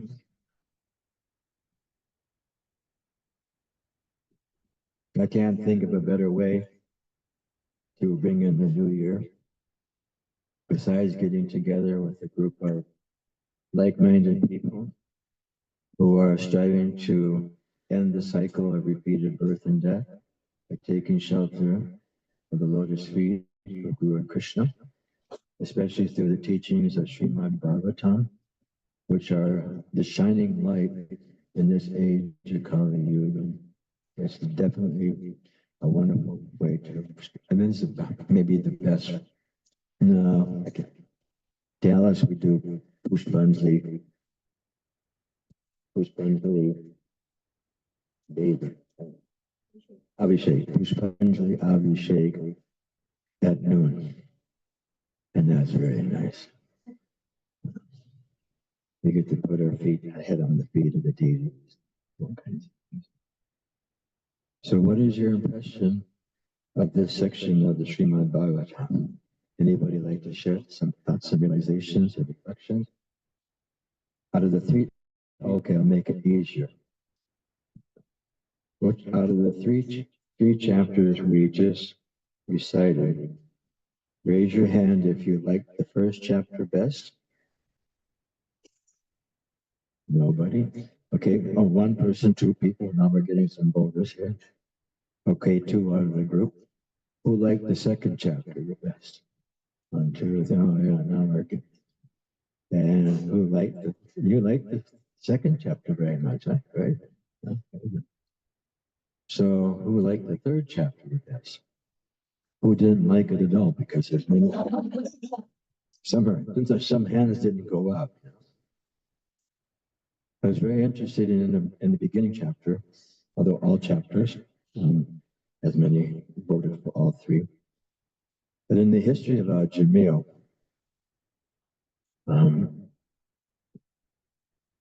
we can understand how dangerous this material world actually is. We should not be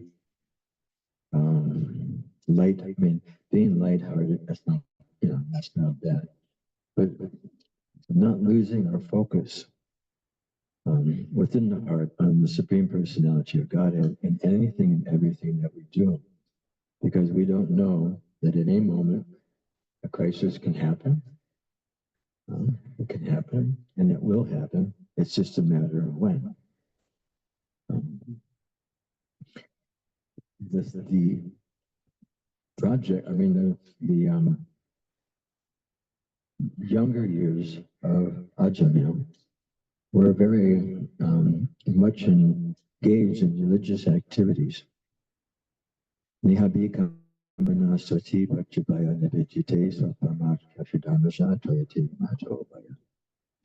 this endeavor, of spiritual endeavor, there's no loss of diminution, and even a little advancement on this path can protect one from the most dangerous type of fear. Anybody know what the most dangerous type of fear is? Raise your hand. Yes, please. Death, okay. A little deeper. Not having the human birth once again. Sorry?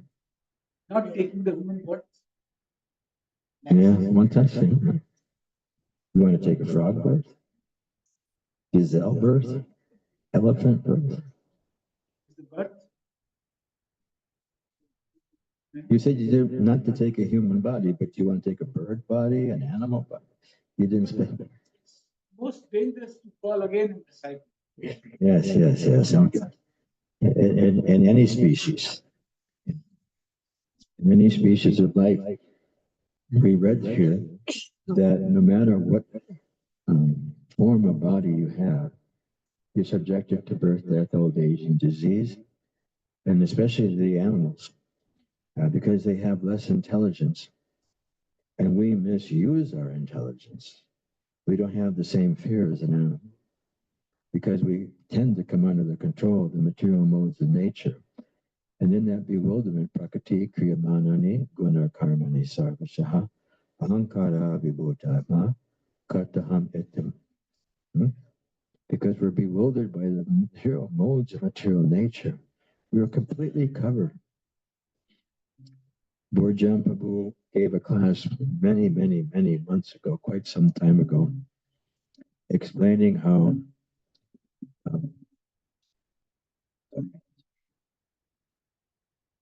that due to this false ego, we would find it quite challenging to envision or understand what the transcendental nature of the spiritual world actually is, because we have no,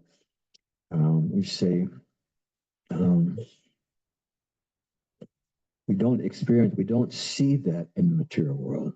We can hear about it, but we can't actually perceive it. And that takes time and a lot of effort what we do now is there's like a bubble around us that is our false ego, and we see everything around us, everything that's said, anything that's done, anything and everything is experienced through the false ego. And that means that we're seeing it through different colors. Red, yellow, and blue. Three primary colors. And the three primary colors, red, yellow, and blue, correct? I always get them mixed up. But anyway, we see through that. And each and every one of us in this room and outside this room, but see what you do when you mix these three colors, you can come up with billions of colors. You know, there's no limit practically to the number of colors you can come with. Just to put one little atom less of blue in the combination, it becomes a different color. So each and every one of us here present has a particular type of nature which they see through. And we perceive this material world through that veil. And through that veil, we can't, even when Prabhupada speaks about the deity worship, he says the deities, they appear in a material form, material elements, stone, wood, and there's so many, you can make one in the sand sometimes or at the beach. Because we can't perceive it, Krishna is so kind that he agrees to come down in the Archa Vigraha. He agrees to come down in there. And now, pertaining to this day's class, Krishna also appears in the form of his holy name. Now, Nama Kari Bahujani Jasam Shakti Tatarpitan Niyamita Smarane Nakalaha. That there are hundreds and millions. Literally, there's no limit to the names of God, because the names of God are given according to his activities, and there's no limit to the Lord's activities. Just like we were reading the story of Indra, and how Indra decided to try to annihilate Vrindavan. When the whole pastime was done, Krishna went to a secluded place where Indra could come and offer his, apologies. And he brought the Sarabi cow, and he was on his elephant. I think it's Arjun. Yeah. And after that, I think it was Sarabi cow gave him the name Govinda. That's where the name Govinda comes from. The protector of the cows, facility in a sense, everything, Govinda. There's a nice place on the Govardhan Parikram, Govinda Kund. Very beautiful place. If you haven't been there, I highly suggest it. There's some really beautiful old trees, and we can absorb ourselves in the atmosphere of that pastime. And one of the things here, all these struggles, all this history of Ajamila, and that it's so dangerous. There's danger at every step. And if we're not alert, we can fall victim at any moment. I had the good fortune of having some of my friends visit from Dallas, Texas, and they have two little boys. And we were going to the temple, I think it was December 30th, and there's so many people. And I said, one kid on somebody's hand all the time. Don't let go. Why? Because he can get lost. And when they get lost in that huge crowd, it's not that easy to find them again. Of course, these parents are very, very intelligent. One's a pulmonary pediatrician, and the other one's a manager at Southwest Airlines. And they put GPS buttons on them, or GPS watches on them. The only problem was his wife didn't have one, and she's the one that got it. Anyway. complain, compare, and then criticize. That's our nature. So that little GPS thing, we need a little Krishna locator, a GPS locator for where Krishna is. That's always kind of flashing because he's residing right in our heart. And he's more than willing and more eager than we are to actually have us go back home, back to Godhead. He's very eager, very, very eager. So this first chapter really, what can you say? I mean, it just puts the writing on the wall, as they say. There's no way we can ignore this. That at any moment we can be disturbed by a phone ringing. Sorry, shouldn't chastise people in public.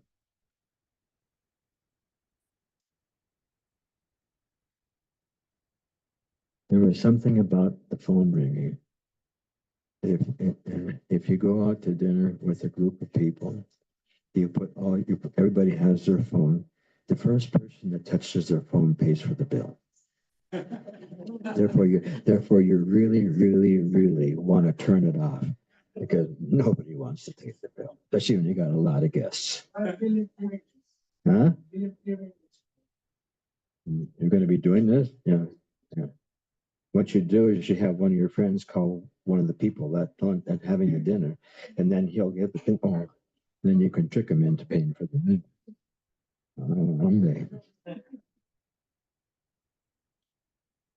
So this is an example of how Krishna is taking care of us. He's taking care of us at every moment. And by revealing this pastime of Ajamila and how he was very, very, very fixed in one sense, but how just a little tiny moment of inattention, a little tiny moment of inattention. What was the example that Prabhupada would give for a moment of inattention? Anybody know? You read this? Yeah, like shaving. If you're shaving, and that one moment of inattention, bloodshed, he was in bloodshed. We have to be very, very attentive. It's not that we can't observe Krishna while we're taking care of our kids, while we're doing our family duties, while we're at the office, while we're at school. There's no place that Krishna isn't. Krishna is everywhere. And Krishna, in one sense, is everything. And we are also Krishna, in that sense, because we are made out of Krishna's energy. And we're Maivam, so Jivaloke, Jiva Bhuta Sanatana. We're all part and parcels of Krishna. We're coming from Krishna. And so I did a class one time in Houston, Texas. And it was meant to be for the youth because I tend to relate to young people more than old people. Nothing against old people, just that's my nature. I refuse to grow up. I tell everybody, as I was stumbling with my stick the other day, I told my assistant, I refuse to get old. I refuse. I'm not going to let this happen. What can you do? So at this lecture, it was meant to inspire the children. And there was, I don't know, 80, it's a home program, 80-some people. And I was telling the children that when you go to school, you find one thing in school that reminds you of Krishna. One thing in school that reminds you of Krishna. And of course they said, like what, Maharaj? And I said, you go to take a drink, if it's still safe to take a drink in school, that taste of the water is Krishna. Rasa. Yeah, rasa. That's Krishna. And then they said, what else, Maharaj? And I said, well, if you see somebody doing something very, very, like, Krishna is the ability in anyone. So if you see somebody getting good grades or made a good score on the cricket team or something, that's Krishna. Krishna's ability. And they said, what else, Maharaj? I said, I'm not going to give you the whole school. I said, now it's your job. And the cool thing about it is you go to school, in the US of A, you go to school 180 or 185 days a year.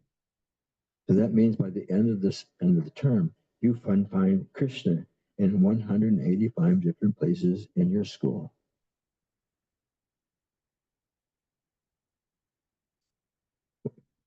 Then I said, you understand? They said, yes, yes. Just find Krishna.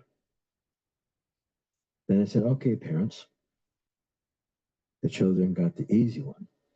The parents, I said, there's 365 days a year. I think this year there's 365. One year there's 366. And so I said, if you're lucky, that's 365 days of work. If you're very lucky and you get the weekend off, which is not many people anymore, that means you're down to 260. We're going to just, it's going to be a leap year. We're going to have 265. And if you're lucky, that's if you get 2 days a week off. You're at 265. If you get 10 federal holidays, government holidays, now you're down to what? 250, right? And say you get a 3-week vacation, paid vacation. Is that possible here? 3-week paid vacation. So that's 15 days. And now we're down to 245, 235, 235.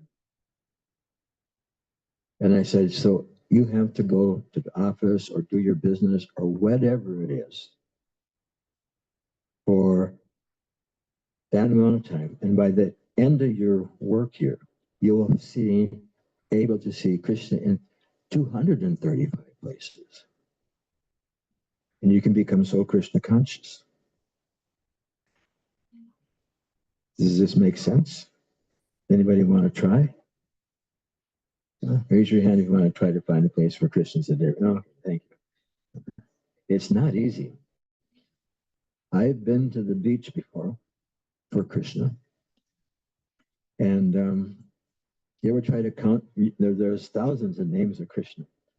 And unless you know the 1,000 names of Krishna, have that memorized, when the waves come in, each and every one of those is an incarnation of Krishna.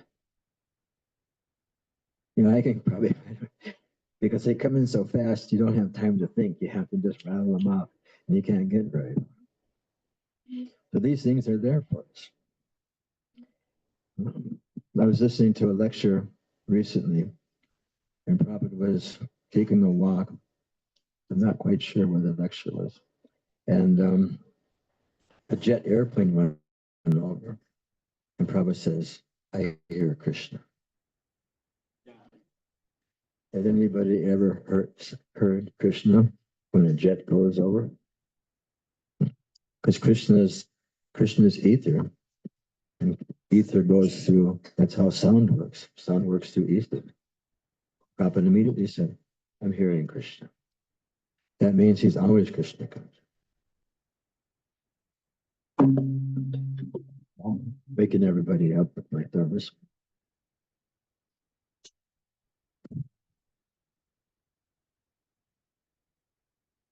It's really important to practice this.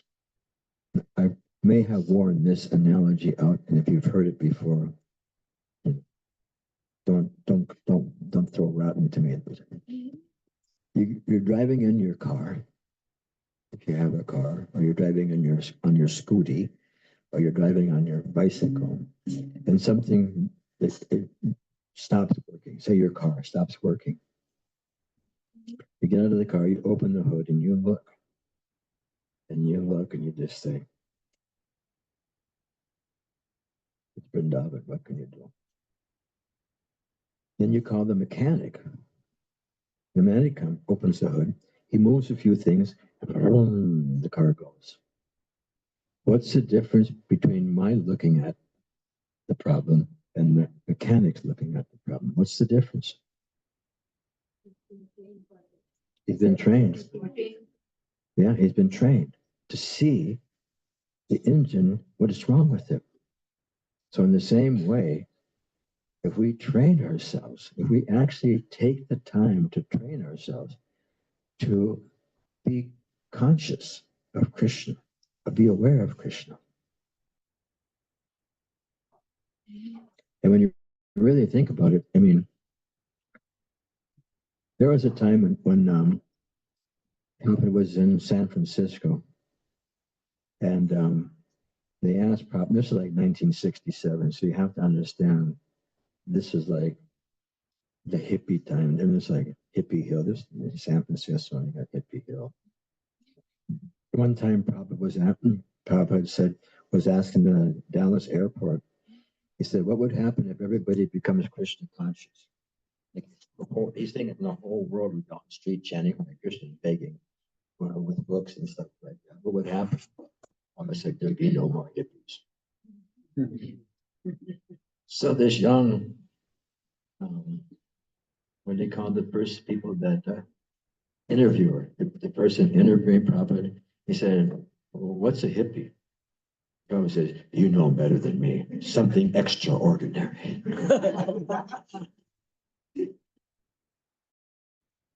This was that time of this was probably in San Francisco. And they asked him, how does a purity devotee see? What does he see? What is the purity devotee seeing?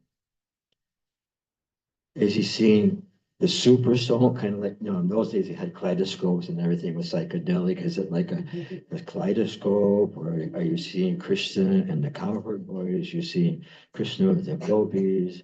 What's it like? Probably said no, not like that. And I believe he had his glasses on, and he took them off, and he said, what do you see? He said, we see your glasses, Prabhupada. And if I walk out of the room and I do, Prabhupada, you forgot your glasses. How do you know them? This is just a material thing. But because they're being worn by me, they see me in the glasses. And because everything is part of Krishna. Yeah. You can see Krishna. It's like if I walked out and left my phone. Marge, you left your phone. Because they see me in my phone. And in the same way, if we know that Krishna is Isavasha Midansava, that Kitchen Jagachan, he's the owner and controller of everything, then we won't forget. Because everything will remind, just like this, a simple thing like my phone is like, you want to see my screensaver? What does it say? Really right. Really? You pick up your phone. You're really going to pick up your phone? Now give me a reason why I'm going to pick it up. Am I gonna... Huh?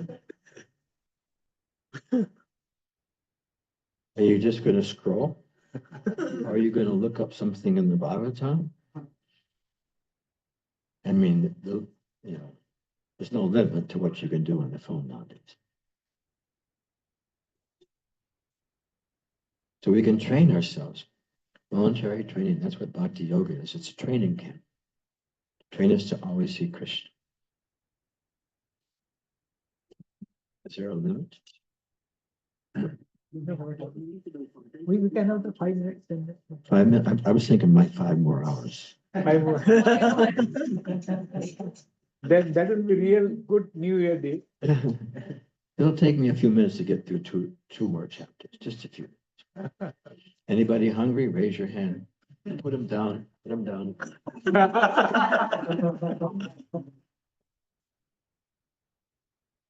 So in the second chapter here, we can see how Krishna personally protects us. He has great interest that Krishna is a person, and he has a special relationship with every living entity. Each and every one of us has a special relationship with the Supreme Lord.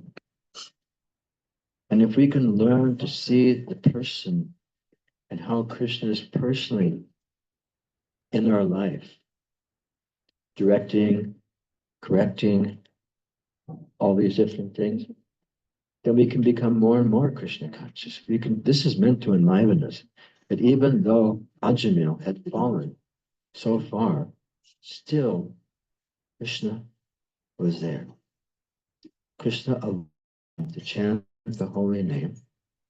Krishna arranges, because of his previous pious life or religious life, he named his son Narayan. And even though he chanted the name Narayan, thinking of his son, he wasn't chanting Nam Nam Namo Balad Eva. What's the seventh offense? Nam Nam. Namna Balad Yaseta Buddhi. Yeah. He wasn't chanting it to overcome all his previous sinful activities. He was just chanting in a helpless way. In a helpless way, thinking of his child, but in a helpless way. And therefore it's not offensive. He's not blaspheming the devotees. He's not thinking about the demigods. He's not thinking about defending his guru. He's not minimizing the holy name. He's not maximizing it. He's not doing it. He's just Narayan. And Narayan comes. Even though he was so sinful, the Yamadutas couldn't figure it out. How is it possible that this sinful person is getting picked up by the Vishnu Dutas? How is it possible? And then they have a conversation. That conversation is very, very powerful. I think we had a couple of repeats. Like repeat the verse, repeat the verse, repeat the verse.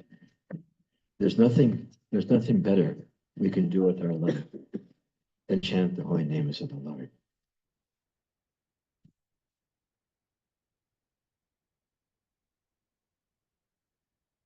This isn't to call somebody out or make somebody feel less than anybody else. How many in the room chant Hare Krishna on beads? How many people? Or just chant Hare Krishna, maybe on your fingers, maybe on your, like that, yeah.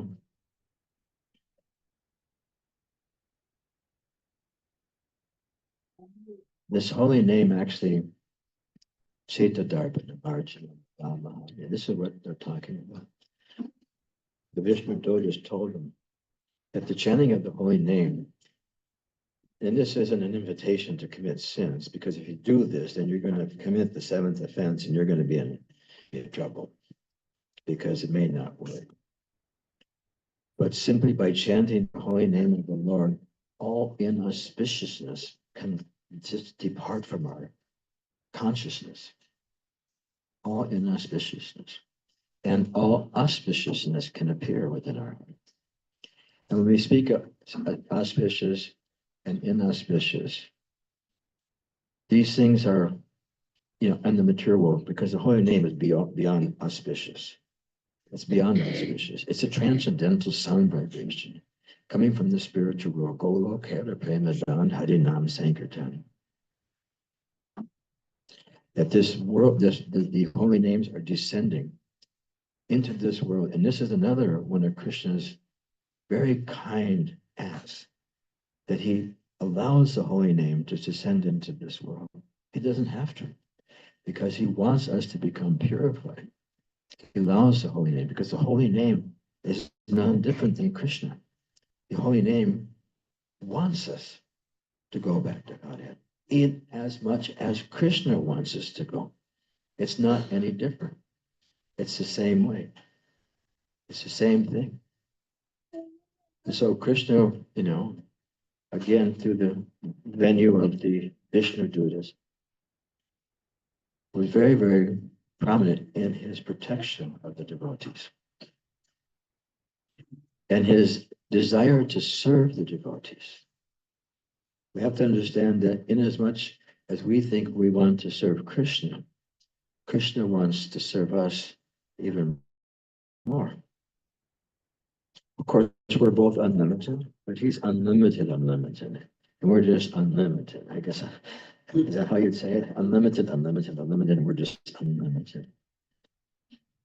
And so by doing this, by sending the holy name, which can cleanse the heart of all material contamination that's been built up there for millions and millions and millions of years, as we just described, that it doesn't matter. We were just listening to something. I think it's Prahlad, yeah, Prahlad Maharaj. Prahlad Maharaj was asked by, just imagine, that'll take a little bit. Maybe I'll just pass that one. And it was pretty good. Things that are not normal in this world become normal in serving Krishna. Krishna wanted to fight, Arjuna didn't. Most people would think that Arjuna was a good guy and Krishna was wrong because we don't want violence. And in the same way, Prabhupada gives the example of Prahlad Maharaj standing in front of his father being ripped apart by Hiranyakashipu, standing there with folded hands, holding a garland, waiting to garland the person that just killed his father. How many people here would just stand there with the garland in your hand, ready to put a garland on the person that kills one of your family members? It just wouldn't happen. But because it's for Krishna, it's a whole different dynamic. There's a whole different level of, it's like we have 3 dimensions. We don't even know how many dimensions there are in the Krishna. And then, okay, I'm on the 3rd chapter. So what do you think? Is this possible for us? Is it possible? Anything's possible, right? Anything's possible. Now, if we put the effort in, become probable. Anybody know the difference between possible and probable? Raise your hand. Anything can be possible, but probable has to be more 1 decimal point above 50. Possible means anything is. It's possible we all landed here at an alien spaceship last night and just in the house and found them already cooked. I mean, that's possible, but it's not probable. And so things that are possible, but probable, we can upgrade the possibilities of ourselves getting to Krishna by raising the level of our, just like in the Nectar of Instructions, the preface,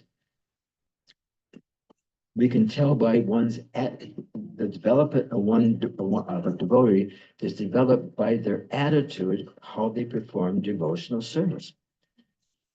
Are we chanting around? Oh God! How are we engaged in devotional service? Oh my God! I got to get up at 4 o'clock. Krishna, Krishna, Hare Krishna. I had one devotee say, "Why is it such an ungodly hour?" It's like Brahma Muhurta. So we're willing to go the extra yard to make it so that it's probable it will make it back home, back to God. Anybody want to go back to Godhead? Is that everybody? Everybody? Now the question is everybody willing to do the work that it takes to get back to Godhead? We have to really, really make an effort. And we really need Krishna's mercy. Need Krishna's mercy. We need to make the effort. May I ask for questions? If anybody has a question or comment or anything, please go. Maharaj, how do we chant properly and effectively and sincerely? How do you chant sincerely? Properly and attentively. And attentively? What I do, as I just said it the other day, wasn't I with you, Vishnu? When I was telling, we were chanting together in my room, when I said that round went too fast, I must be missing something. Right. Yeah, because my rounds usually take me 7.5 to 8.5 minutes. But this one went, I kept thinking, I'm getting to the end more quickly, so I timed it, and it was 6.5 minutes. So what I do then is I make a recording on myself, right? I make a recording on myself, and I see what mantra I'm chanting. Am I in bhakti yoga? Am I in some new yoga system that's got a new mantra? And then we can see. And how can we be more attentive? Don't chant japa don't chant japa during class. Don't chant japa when you can sing and you can chant the holy names.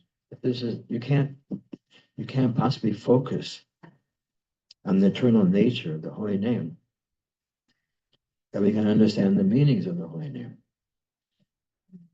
If japa is taken as a casual thing that we do, it's just one of the other things on my list. It has to become the primary thing on our list. And once it becomes the primary thing on our list, everything else becomes simple. Krishna's time. What does he say? Kalo asmi. Time I am. Time I am. So if we, I don't like to say you, we, I'm included. If we take the time to chant Hare Krishna, if it takes you 7.5 minutes, it's 8.3% of the day. I did it on my calculator. It's 8.3% of the day, not even 10% of the day. That means you have 91.7% of the day to do all the other things that you need to do. And if all those other things you need to do are focused on doing them for Krishna, yet karoshi jadasnasi jatahochis, then those things will be connected to Krishna. All that we eat, all that we give away, all the austerities we perform, all the work that we do. Because you're going to go to work and you're going to have, end of the year, you're going to have 235 places to remember Krishna when you go to work. You're going to be joyful. Most people aren't so joyful when they go to work, but you're going to be ecstatic. Because you're going to walk in the room, we are going to walk in the room, and we're going to just see Krishna, Krishna, Krishna. How to be attentive. Just be more attentive.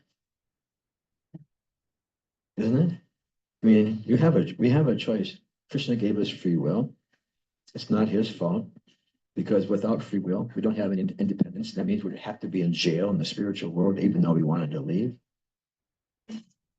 And so we have that independence. We can chant attentively, or we can just we can just not chant attentively. And even if it takes like 10 minutes to chant 16 rounds, that's only 16 rounds times 10, 160 minutes. That's 2 hours and 40 minutes. I'm not going to do the math to see how many percentages it is. It's just a little bit more, maybe like 86.5 or something. Let's throw that in. And when we start chanting that way, when we start allowing ourselves to immerse ourselves in the sound vibration of the holy name, then Krishna listens. Krishna's listening anyway, but Krishna really listens to one who actually puts more effort in. And when that happens, if it's taken you too long, and Krishna knows, he'll take less. And the thing about the Krishna's time is that if we give that time to Krishna, that 2 hours and 40 minutes to Krishna, Krishna can make the traffic jam go away so you have extra time. Krishna can have your boss say, "You've been such a good servant. Take the week off and chant Hare Krishna." Krishna's cool. I mean, Krishna comes up with all kinds of cool things. He really is. I mean, Krishna is just I think the new word is awesome. It used to be. It's just awesome. Because he cares about us. He's everyone's beneficiary. What does it mean to be that? He's always taking care of us. Krishna, they have all the omniscient, but Krishna is also omnibenevolent. He's not omni-cruel. We're cruel to ourselves. Krishna isn't cruel to us. Can we just take the time? Would that help you? Maharaj, you were mentioning that Krishna is always directing us, protecting us, and connecting us, right? So, like, sometimes we are not able to understand, like, okay, is this Krishna's protection for me? Or is this Krishna correcting me in this manner? So, how do we really understand, Maharaj, when Krishna is protecting us in some way, or correcting us, or directing us? So, like, we are just not able to perceive it, Maharaj. Ask him. Go up there and ask him.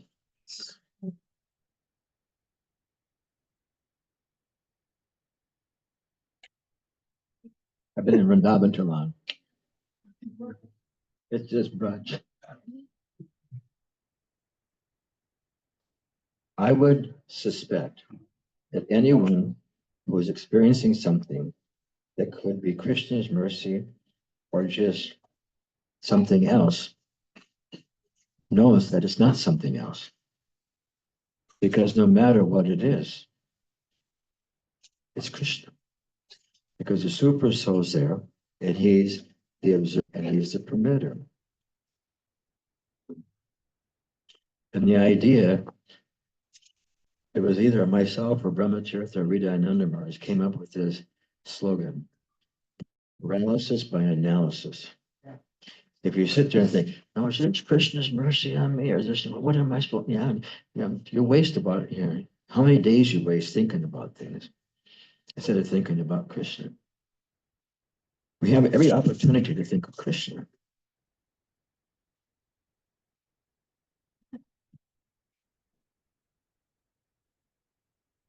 What do you think, Prabhu?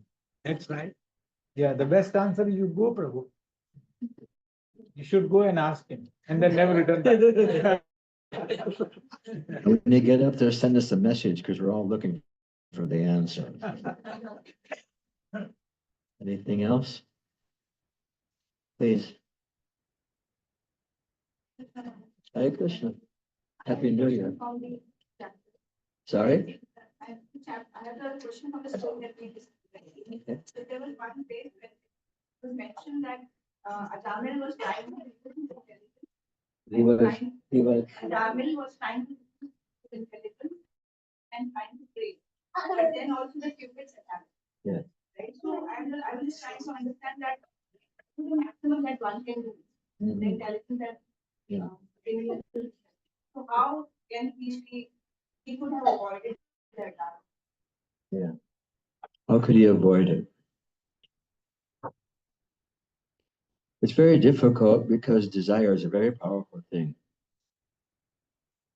And also, it's described that there was a little seed in his heart of desire from his previous existence. And once there's a seed there, Artakena Prayukto Yam Papam Karati Purusha. Nicham Asivashena Bala Eva, why one is impelled to sinful activities if he doesn't even want, as if something else is making him do it. Why is that? And Krishna says, it is desire. Desire is sometimes, I would say like 3 out of 10 times probably say desire rather than lust. Because lust just sounds like a really bad thing. But desire, we have some sinful desire, some kind of lusty desire in our heart that's separated us from Krishna. And that's the all-devouring sinful enemy of this world. And that desire burns like fire. It can never be put out. That desire is an Indriya Mana Buddhi. The desires sit on our senses, our mind, and our intelligence. And in that commentary, Prabhupada's commentary to that, he said, lust is the enemy of everyone. It's our enemy. But Krishna is giving us information where the enemy is residing. Just like nowadays, we have this, I don't call you a terroristic type of warfare. We don't even know where they're at. So how can we counteract them? Krishna is telling us Indriya, Mana, lust, senses, mind, and intelligence. This is what you'll find it. And so that gives us the opportunity to try to protect it. And then Krishna says, Tasmat Tvam Indriyanarya, Niyam Ya Bharatar Sabaha. In the very beginning of this life, regulate your senses. Regulate your senses. And destroy this huh? No, not Ajamila. Don't destroy this most grateful, sinful activity as lust. Just destroy it. And there's a very nice, it's just a couple lines of proof. Is that no, or is that yeah? I can't tell. This is just on this. We'll end with that one because it's a very interesting.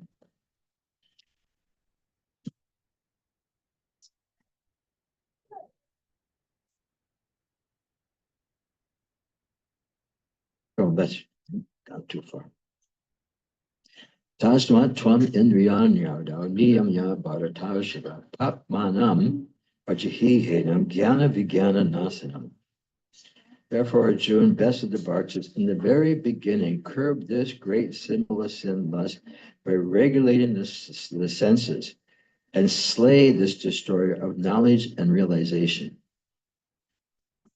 The Lord advises this prophet, this is brilliant, this is so brilliant.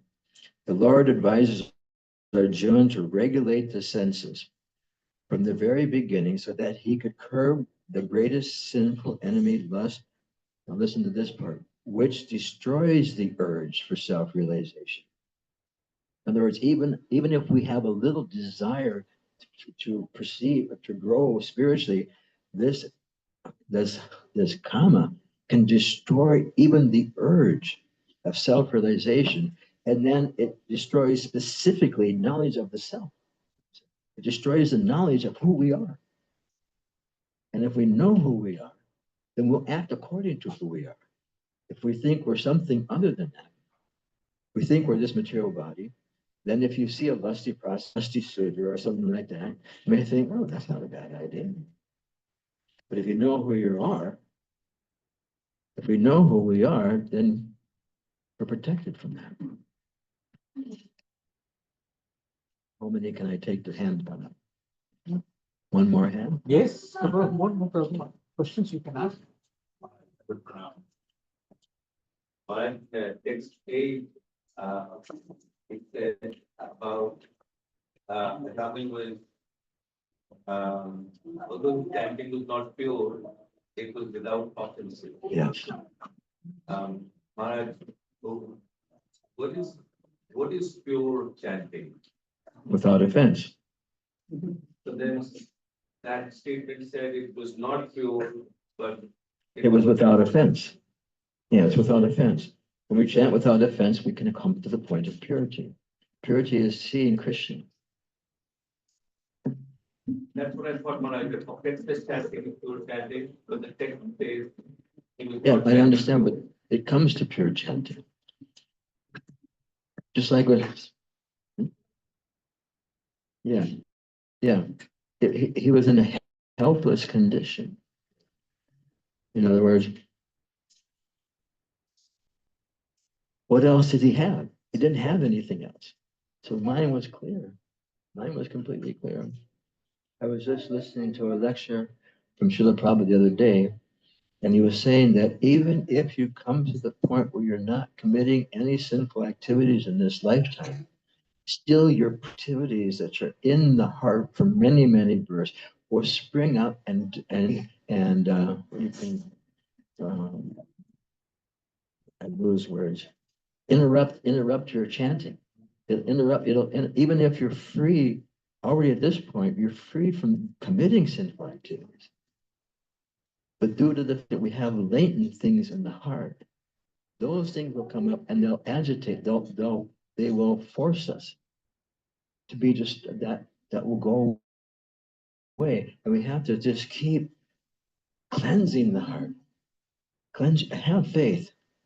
Have this determined faith, Dridavata, strong faith. By chanting the holy name, everything is possible. even I can become purified, even though we feel no hope. Like the Nectar of Ocean says, hope against hope, because there's no hope. But because Krishna is involved, we have hope against hope. The technical reason why it says offensive, not pure, it, it wasn't pure. He wasn't thinking of Krishna. He was thinking of the sun, but he did it without offense. Yeah. That's the difference between pure chanting, which is without offense, where you're seeing, like I said, you're seeing Krishna. He's not seeing Krishna. He's seeing his little boy in his mind, and he's thinking, Ryan, as he used to do, Ryan, come take lunch, Ryan, do this. And how each and it's described in this chapter, I think we read it, that every time he was chanting the name of Narayan, when he's chanting the name of his son, he was doing that offenselessly too. And therefore, he got the opportunity. Thank you for asking. Please. Whereas, could we also say that I read in Harina Chintamani says that purity means when it is with reference to love of God, spontaneous love of God. So you may be offenseless chanting, but they may not. So, but when you do it with spontaneous love of Lord, then the purity comes automatically. No, it's automatically there. I mean, that means when you're chanting with love, love doesn't mean like 10% love and 90% lust. It means 10% love. Then it manifests. It manifests then. I heard the bell. I think in America, we used to have these cowboy movies. And then when they were about to have lunch, they would do this thing on a triangle with a ding, ding, ding, ding, ding, ding. And then all the workers would come in. They'd have lunch. They'd have prasad. Okay, everyone. Thank you so much. I wish you all a healthy and happy, prosperous new year in your growth to spiritual life. I pray you receive the blessings of Srila Prabhupada. I pray you receive the blessings of our entire disciplic succession, Shri Shri Gaurnitai, Radhe Shyam, and we find no impediments on our journey back to Sri Vrindavan Dham. जय visual Siddharth महाराज की जय, अनंत कोटि वैष्णव वृंद की शिला प्रभुपाद की जय, गौर Premanand.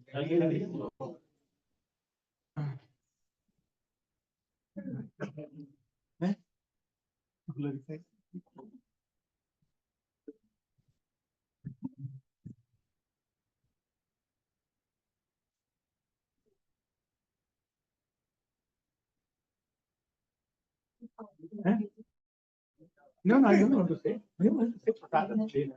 That's good. Thank you. Thank you.